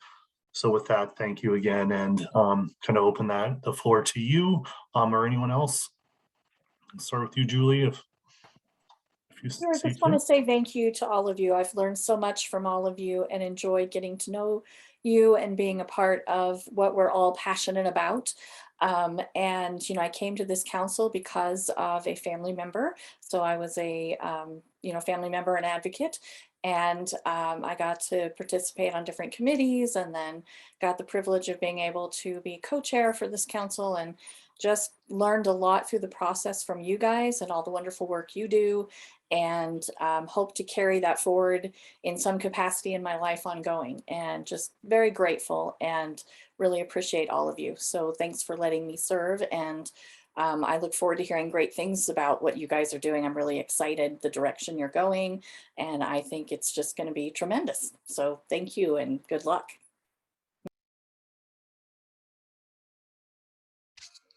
Julie, I've really enjoyed your leadership and our offline conversations and your willingness to listen and guide us through some really tough times. I certainly want to echo that. I'm really bummed you're not getting your cake party. And, you know, we have that budget. So I hope Ryan runs to King Supers and gets you a gift card to go out to eat, because I know we have budget for food. So let's hold Ryan accountable to get you and your other co-chair out to eat, since you didn't get your cake party today. But not that I was looking for cake or anything, but seriously, thank you for everything. And most importantly, you know, when you're managing a group of 50 diverse people with topics that we have to discuss, I think you navigated it great. And I'm appreciative to your volunteerism. Julie, thank you for your service to this committee and to each one of us individually. Your optimism was really helpful, especially during the COVID trying times. We really appreciated your upbeatedness and just how you led our meetings to continue to grow conversations with all the members. So thank you. As Bob said, thank you for your service. We really appreciate it.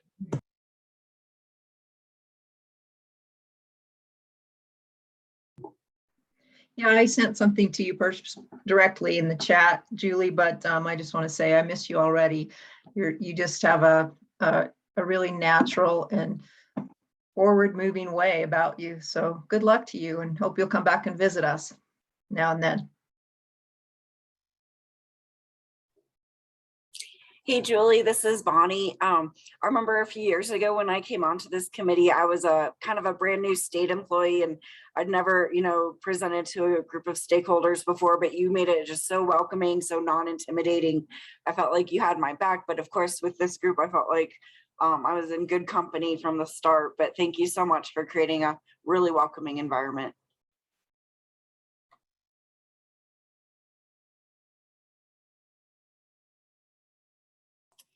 I am going to second what Bonnie said. And I also want to share, like, I was on this committee for a really long time, kind of not understanding what it was and what we were doing.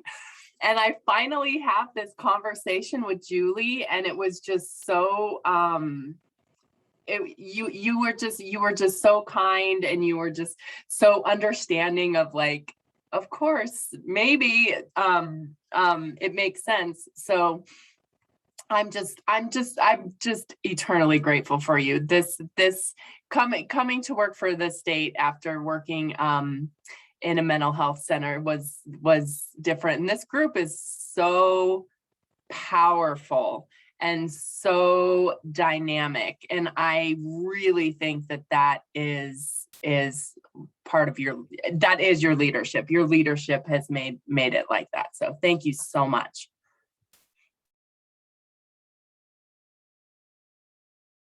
I'm going back on mute because during the break I made my lunch. Julie, I just wanted to say thank you for being on the council all these years with you. And I can say that I have personally grown a lot, especially over the last year. And this council has as well. So thank you for your service.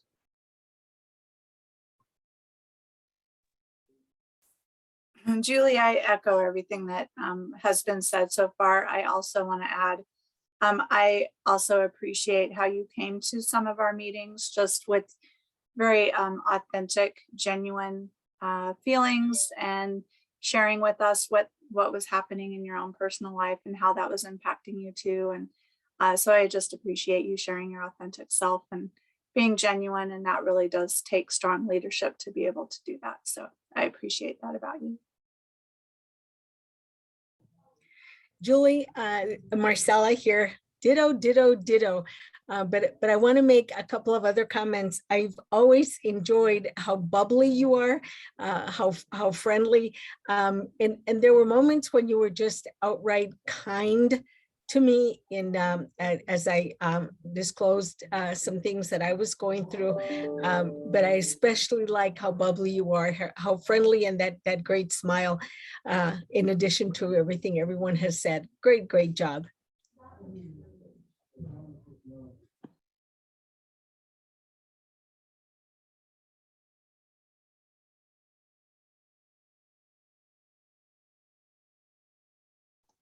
I wanted to say to Julie too, thank you. Your information you gave me when I started was exceptional. And I think you've done a great job with a large group of people that had, differing opinions at times, and it's been very pleasant. Thank you.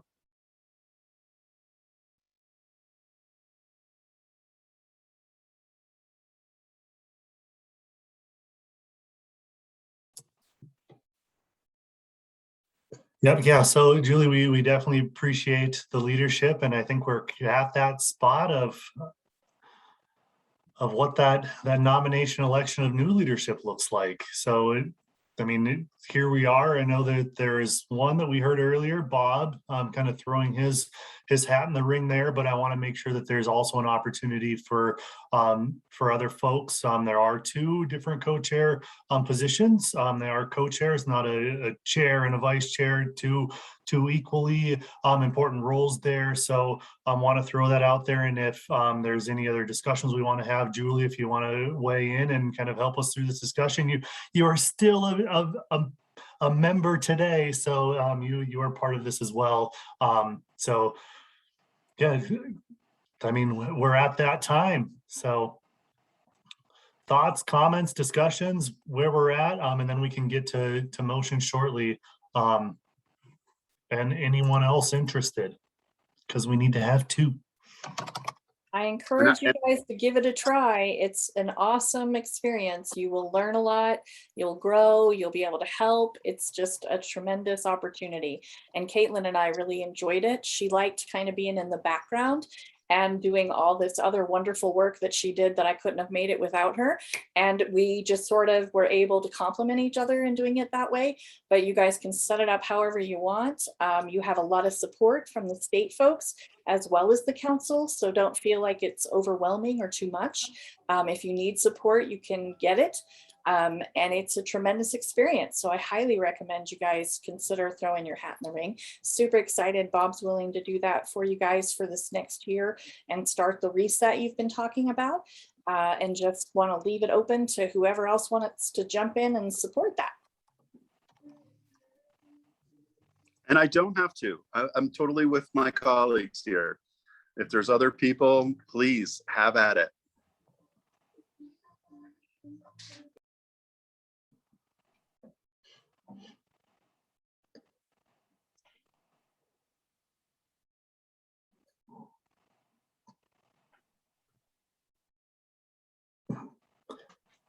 Me more than most days is tough to be quiet here, but come on, who else? We got one name in the ring. Who else is interested? Before we start calling people directly to say, hey, would you be interested? Because that's the next piece. Ryan, I know one person we talked to earlier this year about possibly stepping up, even though he has no experience on the council, and that's Keith Hayes, who could not be here today.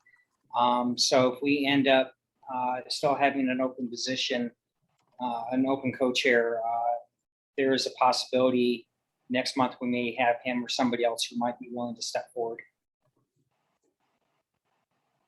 Come on, Jacob, step up. I'd like to invite someone from the recovery committee. I think we need that voice in leadership. So I'm hoping that someone from the recovery committee will step forward as co-lead. Jacob. I will accept your nomination, Bob, on the condition I am definitely the one in the background. You have a much better speaking presence than I do. So yes, I accept that nomination. That's only because I'm a narcissist. Not at all, not at all. You got great presence. That's what we love about you.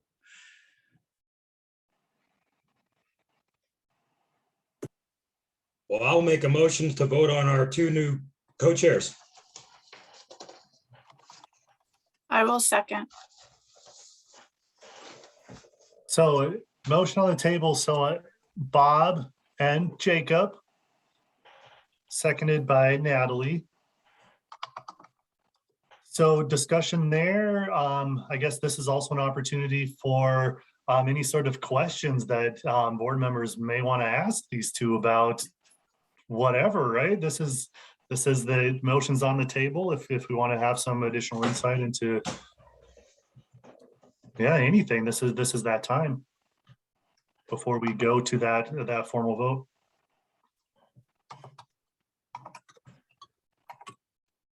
No, I guess I do have a question, and it's mostly for Jacob. And actually, it is for Jacob. Jacob, and because the roster is not in front of us right now, are you a person in recovery on this? As far as the council is concerned, are you a person in recovery, or are you on as your position as provider at STEP? No, I am currently on this role as a person in recovery. Even though I share my organization's name, the primary focus is a person with lived experience. That's awesome. And I think that's, just speaking, we need that voice, right? As a co-chair, we need the voice of somebody who's in recovery with lived experience, because that married with what Bob's going to bring to the table, I think will go a long way, especially in setting us up properly for the next, several years.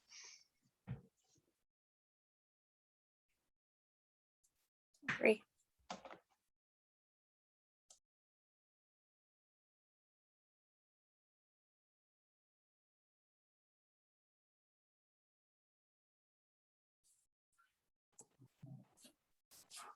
Any other discussion, questions, comments? Or are we ready for that vote? See some thumbs up. So I guess with that, if the motion from Brian on the table to elect Bob Dorsheimer and Jacob Marion as co-chairs, seconded by Natalie Brown. And with that, all in favor, make some sort of meaningful gesture. And so it looks like there's quite a few there. So then anyone opposed?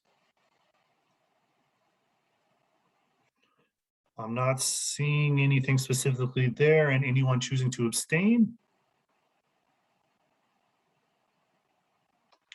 Yep, so with that, motion passes to elect Bob and Jacob as the new co-chairs, which will begin next month.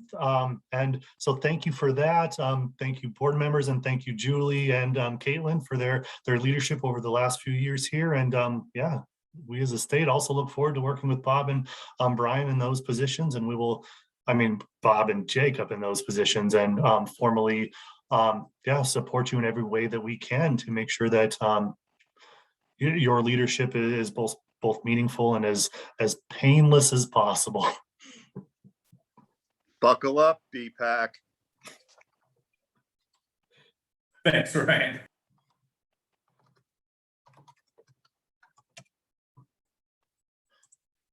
Yeah, so then with that, kind of moving on to the really the last piece on the agenda is the OBH update. So with each of the OBH updates, we dedicate the first part of the OBH updates to the updates on our members that have specific seats assigned on different task force or councils, one including the mental health disorders in the criminal and juvenile justice system task force, which Ty represents the Behavioral Health Planning and Advisory Council on. Ty, has there been any updates from MHD CJS that you can share? We've been mostly focused on restructuring our committee. A lot of the work is done in the subcommittees right now, and I'm a part of the housing subcommittee as well as the data committee.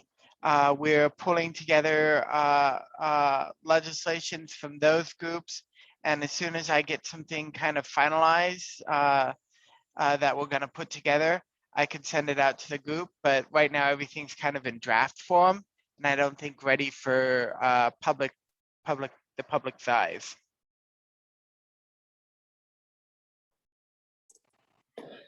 Yep, and to further add to that, I attended the committee, the legislative committee, the mental health disorders or the treatment of mental health disorders in the criminal and juvenile justice system legislative committee yesterday. So exactly what Ty said, there are a bunch of subcommittees or task force or the subcommittees of the task force that informs the legislative committee that are working on a bunch of different proposals. And that we can share that stuff once those things are formalized and formally voted on by the legislative committee as a whole. So that's going to be happening over the next weeks and months. So we'll get that information to you. Just as Ty said, there's a bunch of different committees working in that. And why I was at the legislative committee yesterday is that they had specific questions related to the involuntary mental health care and treatment of persons in Colorado. So that 2765 statute and how that intersects with the criminal justice provisions and kind of moving things from, wait, why are we funding all of these programs within the criminal justice system? Doesn't that just promote more behavioral health services to being provided in the jail? If you fund it, people will come. So kind of thinking about that, which I think got brought up earlier in today's meeting about, I think there's an opportunity for Bhpac to really focus in on how does behavioral health services and the criminal justice system, how do they interact with each other? And are they appropriately interacting with each other right now? Which I think there could be varying opinions on that. Most of them would say that they are interacting more than they probably should. And how can we better that system? And I think that's one of those pieces, is that as we move forward with Bhpac, is having that clear line into what criminal justice services look like and how are people actually served within the criminal justice system that have behavioral health concerns. So I think that's keeping a close eye on that legislative committee and the task force of that committee that Ty is on. It is going to be very important over these next couple months. So Ty, thank you. Any questions about that one? This is Margie. I just have a question on the process. So basically, do we as a group have an opportunity to give input as to part of the discussion, the development of what's happening in subcommittees and then the initial group, or do you bring back what they finally have decided upon, and then we react accordingly as to how that will impact the world of which we speak? So are we able to give input as to what is happening, or do we just hear back on what is happening? I would say you'd have a chance to give input. The committees are open to anyone who's interested in joining, as far as I know. And there is a youth and child committee that you might be interested in, Margie, and I can put you in contact with the person who runs that committee. As far as I know, I've introduced a few people to the housing community, and that they have actually taken on co-chair of that committee because it's very passionate for them and they're very excited about that. And then I've done a lot in the data committee where I've arranged for speakers to come in and talk about various things related to topics that we're interested in.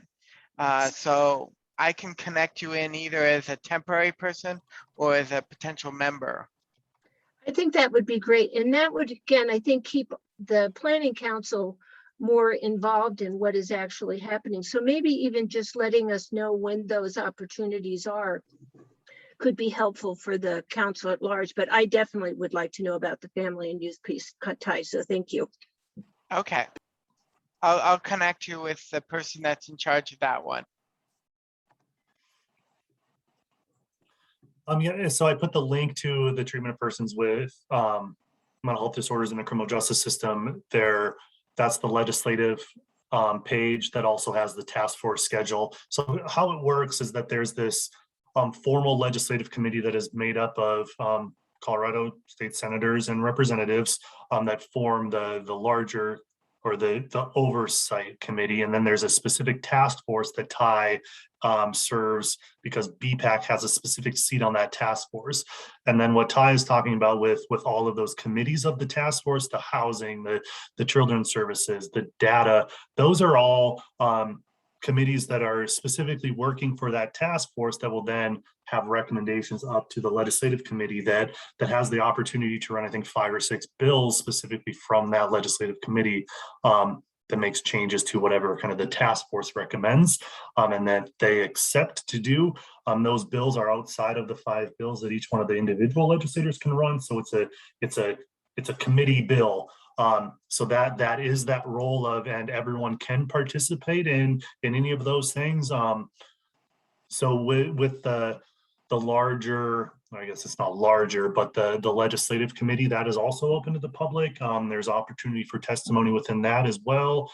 And yeah, I mean, we'll keep everyone apprised of any sort of legislation that they potentially plan to really pursue and vote on based on those task force recommendations that are coming from the committees that Ty mentioned. So maybe more in the weeds, behind the scenes, state government legislative branch workings there, but there is that opportunity to kind of participate throughout, because yeah, all those things are open to the public. Any other questions related to that task force?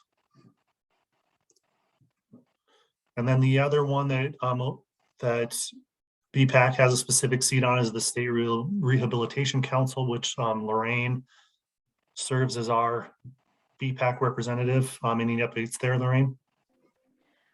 Yes, they did have what they call the full council meeting, the SRC, and that was after our last meeting in June. So they met in June for 5 hours. It was from 9 to 2.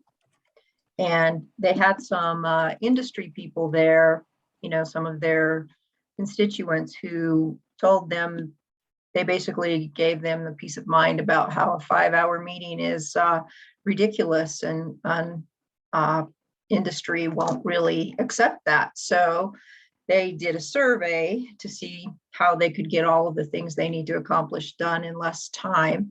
And the next meeting on September 15th is only going to be 3 hours, like ours, 9 to 12. So that was accomplished. And they're also doing the same thing we're doing with the new membership. My membership has not been approved yet because there was a big delay in it and it got shuffled into the new group. So Sheena has indicated she's expecting to get that back for the end of the month, but and then they're going to have some sort of orientation for the new members after that. So that's about all I can really say. It was good to see those people from industry there for the time period that they were there, and they told about their operations and such, but they're going to change their format going forward. So that's all I really have to report.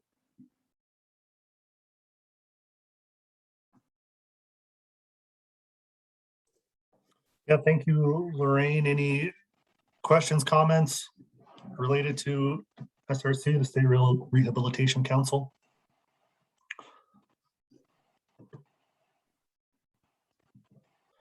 Yep, so then moving to the OBH updates, we as an internal group had talked about providing a quick update on kind of prevention and recovery activities.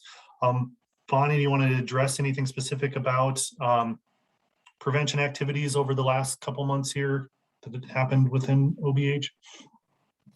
Sure.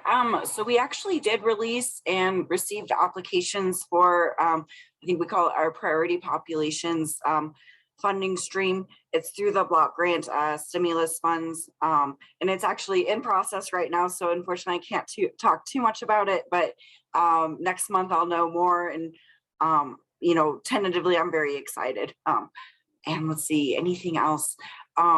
We are getting a new position, and part of the position on the prevention team, their duties will be to really solidify the partnerships between the universities in Colorado and then also other state agencies working in prevention.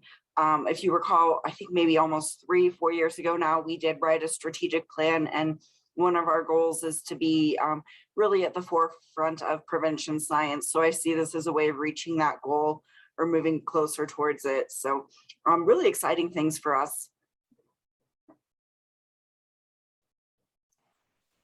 Thanks, Bonnie. Any questions, comments related to kind of where we're at with prevention? Just a quick comment. So Colorado Providers Association, who also contracts with OBH, is putting together some marketing materials for the prevention specialist certification. So I'll keep you updated, Bonnie. Claudia has been really helpful with that. And that way, maybe we can even do a presentation here at Bhpac sometime about this certification.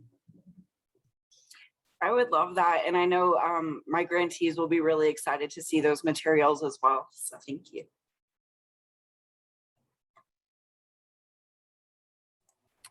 All right, so I'll go ahead and go. Is that what you were going to say, Ryan?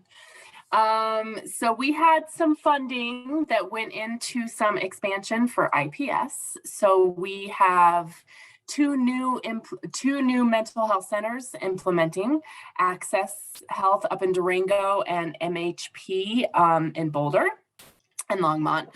And so we're getting ready to make amendments to contracts and do that. So that's exciting. We're going to be implementing at Mental Health Corps of Denver at Emerson Street, which is the youth program. So that's super exciting. This is the first IPS-Y that we've implemented here in Colorado. So it should be a lot of fun.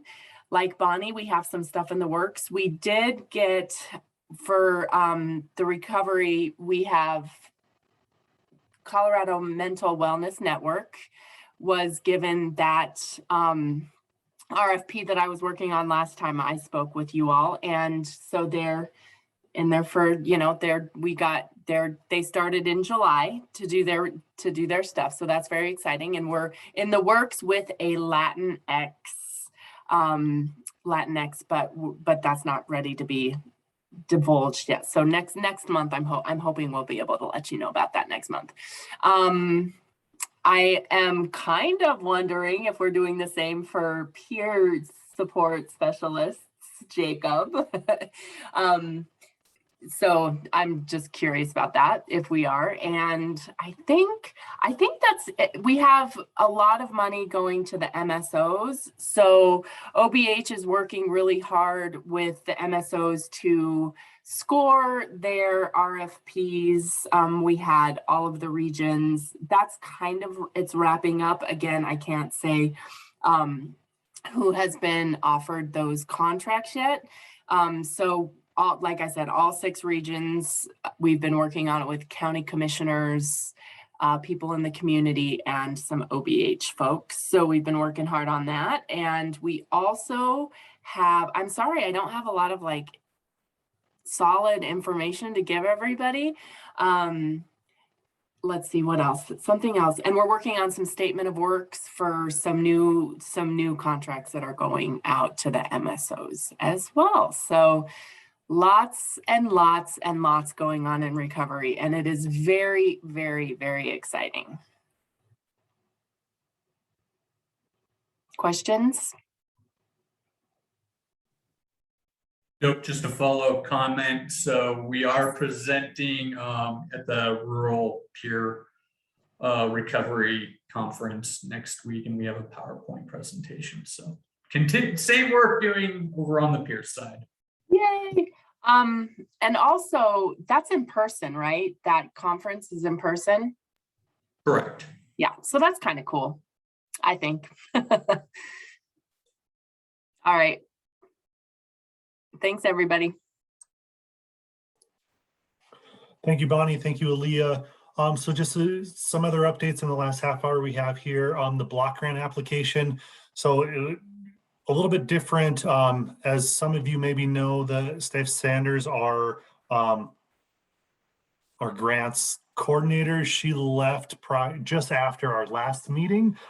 So we were kind of stuck in this hole of, wait, who's the specific position responsible for getting the block grant application submitted to SAMHSA. So we got a little bit of a change in what that looked like. So that's why you haven't seen it get posted. It will get posted as of, I think, today, to view and review and provide feedback on. So with how it's worked previously is that there has to be a formal letter from Bhpac signed by the co-chairs, specifically saying that we had an opportunity to review, we provided some feedback and those recommendations. Having that conversation about how that should potentially look, whether it's having it signed by Julie or our new co-chairs, I mean, we can have that discussion even offline, maybe the three of y'all, but so that's the next piece. But be looking for that. It should come out today or tomorrow. It's I got some test emails saying, how does this look? Can people open these things? So I'm expecting it to probably come out today if it hasn't, since we've been on for the last couple hours here. So be looking for that. It's just like the last few years. It's what I think it's like 160 pages of a lot of stuff. So your recommendations are included in there, as well as some of our Bhpac information.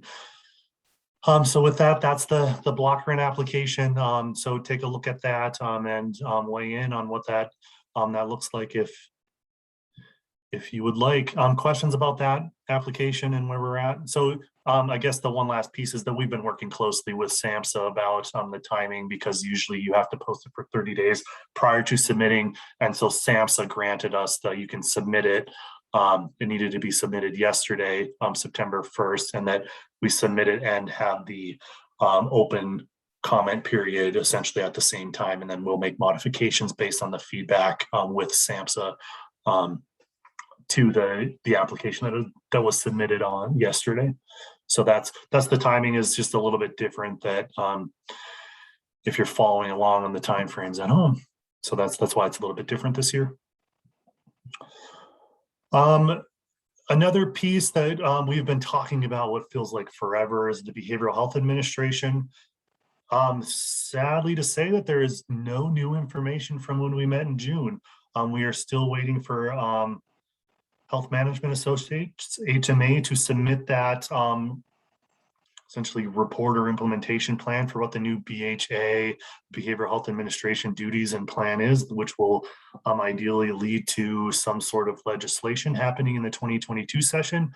We have not received any of that information. It was supposed to be due a couple months ago, and then it got moved back another month. And just a couple of weeks ago, we heard that it's going to be another month. So we're expecting it maybe in the next couple of weeks. The piece is the bill from earlier this year. It says it needs to be in by November 1st. So that's coming up really fast when we're thinking about state government timing.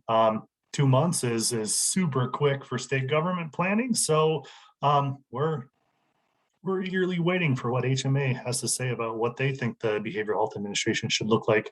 There's a lot of stuff working behind the scenes, including us working with the health department, CDPHE, Colorado Department of Public Health and Environment, in talking about where is the proper place for that behavioral health entity license. And if the Behavioral Health Administration is going to be the entity responsible for the behavioral health system, does it make more sense that that BHE license for community behavioral health providers actually be a part of the BHA? So those conversations are happening.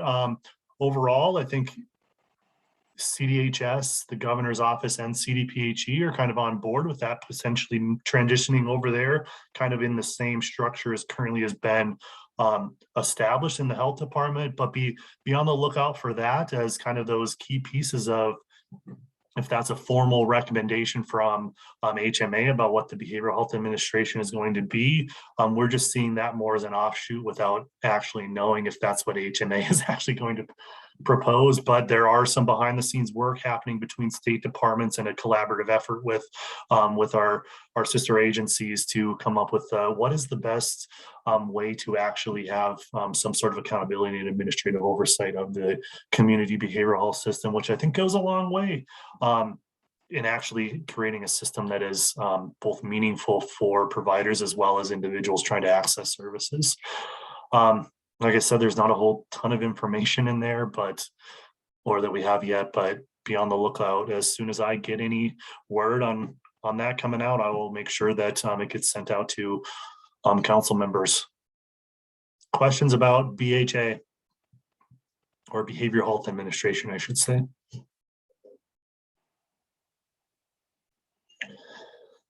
Not seeing anything there. So with how we talked last time about the American Rescue Plan, the state fund package, where there's that, Bob brought this up, that there's a bunch of money kind of coming into the behavioral health system, specifically from the federal legislation that was passed, specifically around $450 million worth of federal funds. So the legislature has, here's my link here, is the entity responsible to come up with or create a task force that comes up with deciding where that $450 million would go. They have a sub panel as well. So the legislative task force is made up of legislators as well as state department heads. So Michelle Barnes, the executive director of the Department of Human Services, as well as Robert Worthwine, the OBH director, are on that legislative committee. And then there's a sub panel of folks that their first meeting was on Monday to kind of talk about the details of where that money should go. They're talking about housing, they're talking about workforce, they're talking about some data components. So there's a lot of overlapping task force or committees doing very similar things, which gets confusing, honestly, right? So we had the behavioral health task force, not to be confused with the behavioral health transformational task force, that essentially did this exact same song and dance over the last few years that came up with that BHA legislation. So if you're interested in that, I will put the link to that legislative committee or task forces webpage here that has all of the links to meetings. They're going to be meeting essentially every few days, essentially through November. Well, every few days in September, and then October, it's like twice a month. So meeting there. So if you want to participate in those, definitely do that. We'll bring as much information as we can, or that we get from that committee about what their plan is. The piece to that is that the idea is that there will be bills drafted for the 22 session that then actually assign some of that money to specific programs. So there's a lot of steps that need to go through, and the BPAC would potentially have an opportunity to weigh in at a bunch of different timeframes for whatever happens or whatever they think that that money should go towards. So kind of just starting there, but a lot of pieces to go, but kind of a lot of opportunity as well with that amount of money going into the behavioral health system. Questions about the transformational task force or anything I missed that people have, if they have been participating in that? I heard that the Monday meeting was a little bit dicey with how they set up the Zoom, and people really couldn't participate all that well. Even they had breakout meetings that how they set it up is that it was essentially silence for long sections of that meeting. So I think they're trying to get that worked out, but they have a facilitator that. So anything on that? Did I miss anything not accurate on some pieces if people have been involved in that? And so to be clear, that is running through the Colorado General Assembly. So it's not ran by OBH or CDHS.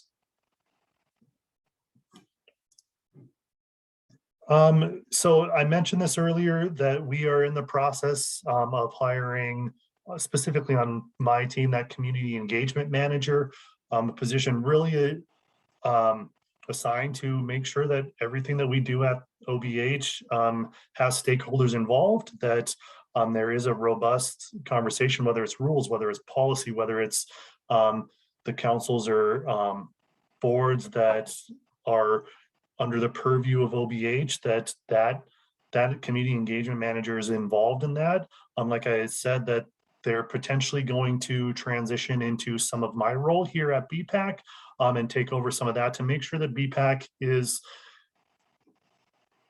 getting all of the information and having from other committees, because that position is specifically going to be involved in a lot of the stuff happening at CDHS and OBH. It's going to be kind of a massive transition. So whether you want it or not, I'm still going to be involved in BPAC for the time being. So you're not getting rid of me that easy, but eventually we'll potentially transition that position to kind of taking that leadership role as that liaison between OBH and BPAC. So be on the lookout for that. As soon as we get that position hired, we'll make sure that that position is coming to this board or council meeting every single month. And with that, we're also open, OBH is open to have those discussions about the technical assistance in those positions and making sure that we are supporting BPAC as wholly and entirely as we possibly can to support the goals and missions of BPAC. Questions about that, community engagement and other pieces there?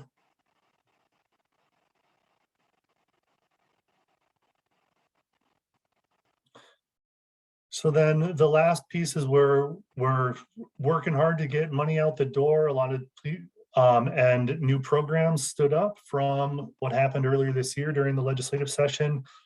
So thinking about like the peer support professionals bill, the House Bill 1021, and with that is that approval process for recovery support service organizations that then would potentially have the ability to bill Medicaid. We got some questions just this week about what does that implementation look like? That is that we have until July 1st of 2022 to get those standards in place to come up with what do those organizations need to meet in order to be an approved recovery support service organization. It's not a requirement that an organization has to have that approval in order to be a recovery organization.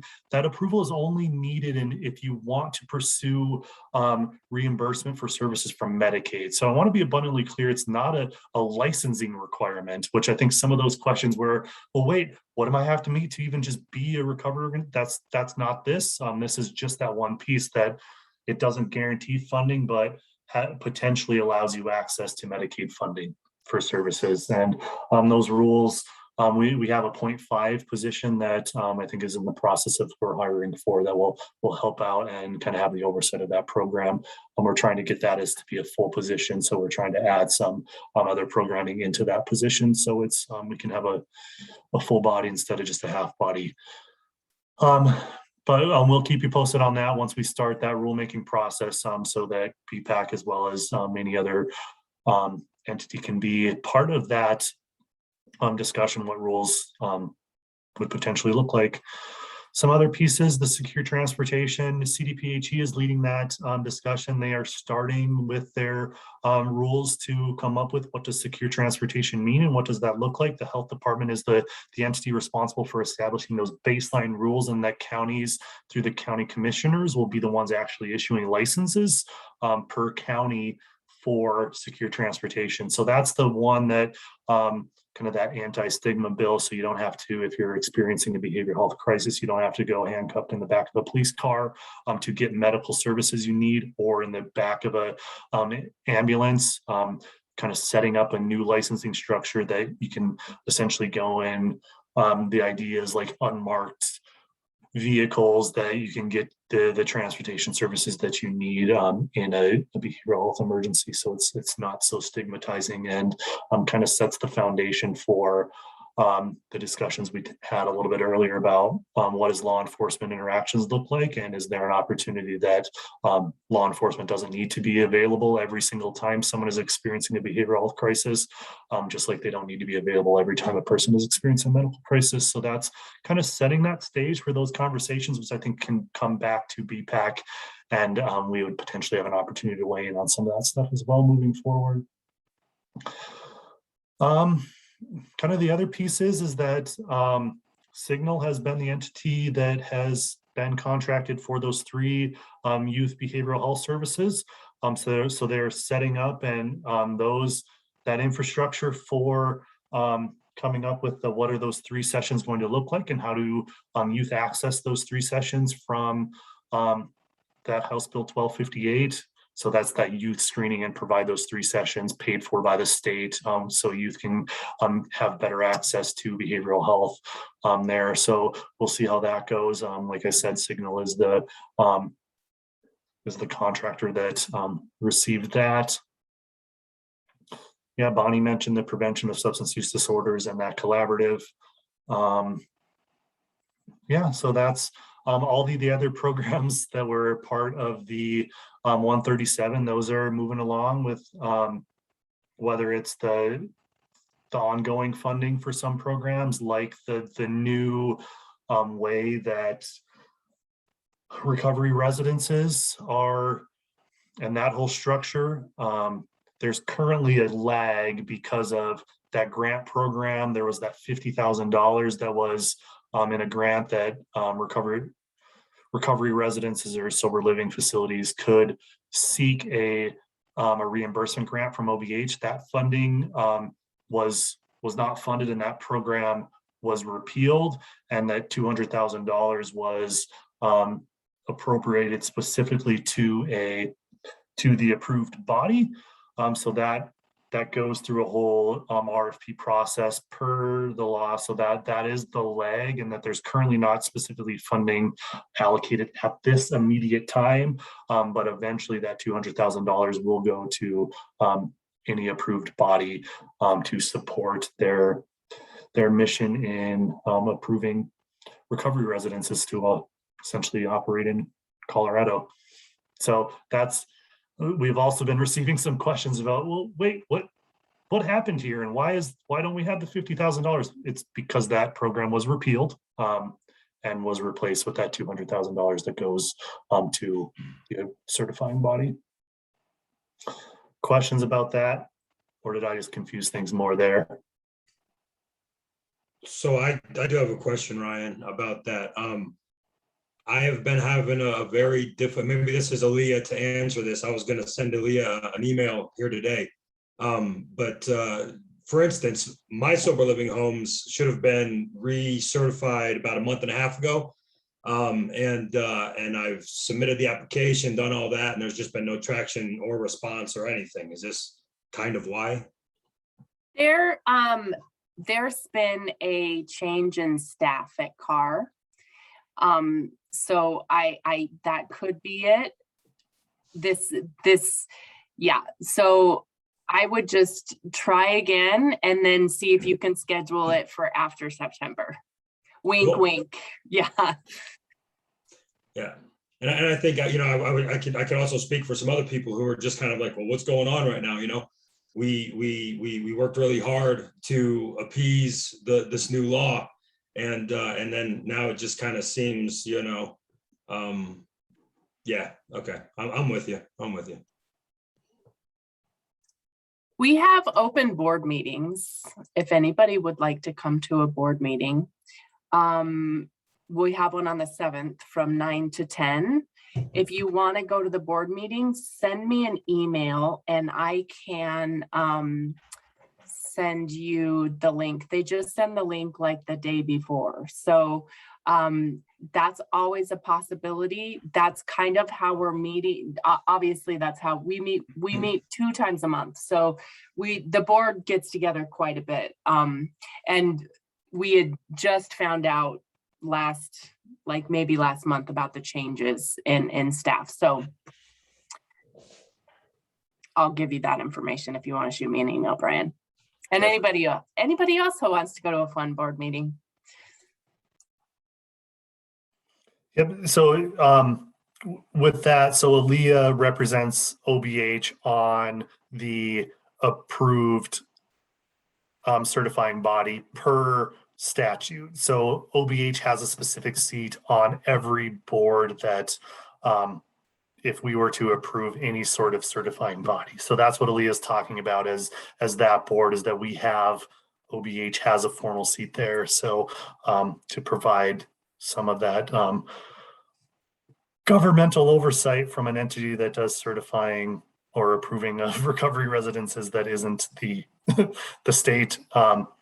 So yeah, so definitely reach out to Leah if you have specific questions about that, and CAR or any other approved body that may be wanting to pursue approval as a certifying body, because that's the other piece, is that it doesn't necessarily just leave it to one either. So the 988 Suicide Prevention Lifeline Network, currently working on establishing that that enterprise board. So if you're really into state government-y stuff, that bill created an enterprise, so which is an enterprise. So it's not quite a it's essentially like a business within state government. All of the money flows through there. They have their own board and manages all of those funds. It's essentially a way to get around the Taxpayer Bill of Rights hit. So then there's a max that can go there. So then although 988 runs through us, it's a specific enterprise that essentially is kind of a little bit of an offshoot of the Department of Human Services that does the 988 and all of the contracting and setting up the whole infrastructure. So that board is currently being stood up. So that's the one that they will charge a fee to cell phones and landline phones, or cell phones and prepaid wireless phones that will then fund the 988 crisis hotline in Colorado as required by federal legislation. So be on the lookout for that. That will be up and running, or is required to be up and running by July 1 of 2022. So it's kind of a lot of behind the scenes work there as we're trying to get that stood up, because there's a lot of moving pieces to that, so that we have money to actually pay a contractor to actually run the services prior to it being that it has to be up and running and available by July 1st. So like I mentioned earlier, the state doesn't work fast, but a year implementation is a pretty quick turnaround for a pretty massive program that needs to be statewide. So, and then kind of the same goes for the 211 statewide human services referral hotline. Contract in place there to promote the services being provided by 211, to ensure that there are some resources available to folks calling into 211 or specific behavioral health referral resources at 211. So there's always access, or we're trying to get access to behavioral health services, kind of where anyone is seeking any sort of services, 211 included, that they have some insight and wherewithal to refer folks to behavioral health services.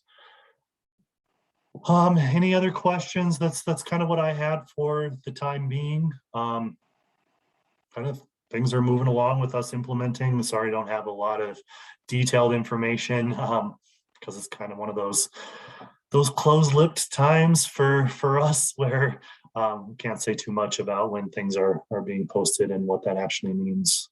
So to give everyone an equal opportunity to apply for any sort of state funding. I'll give that one last plug for the news and updates that OBH provides once a month. If you're looking for that, we can post the link to get signed up if you're not already signed up, because that will have a lot of the detailed information about programming, as well as funding opportunities, as well as training opportunities that OBH is pushing, or our state sister agencies are also included in that OBH update as well.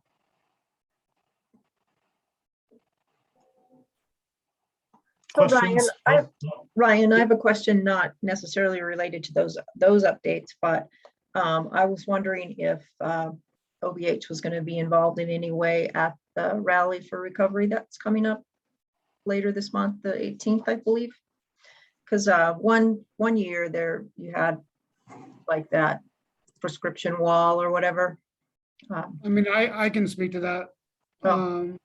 Yeah, OBH, I don't know what their presence will be, but Lift the Label and the Card Project will both have a booth and table and stuff there this year. How is that being promoted? Because I really just heard of it yesterday or something. I mean, it's all over our social media and our webpage. It goes out in our newsletters as well. Okay. I'd be happy to make sure that you're on our newsletter too, Lorraine.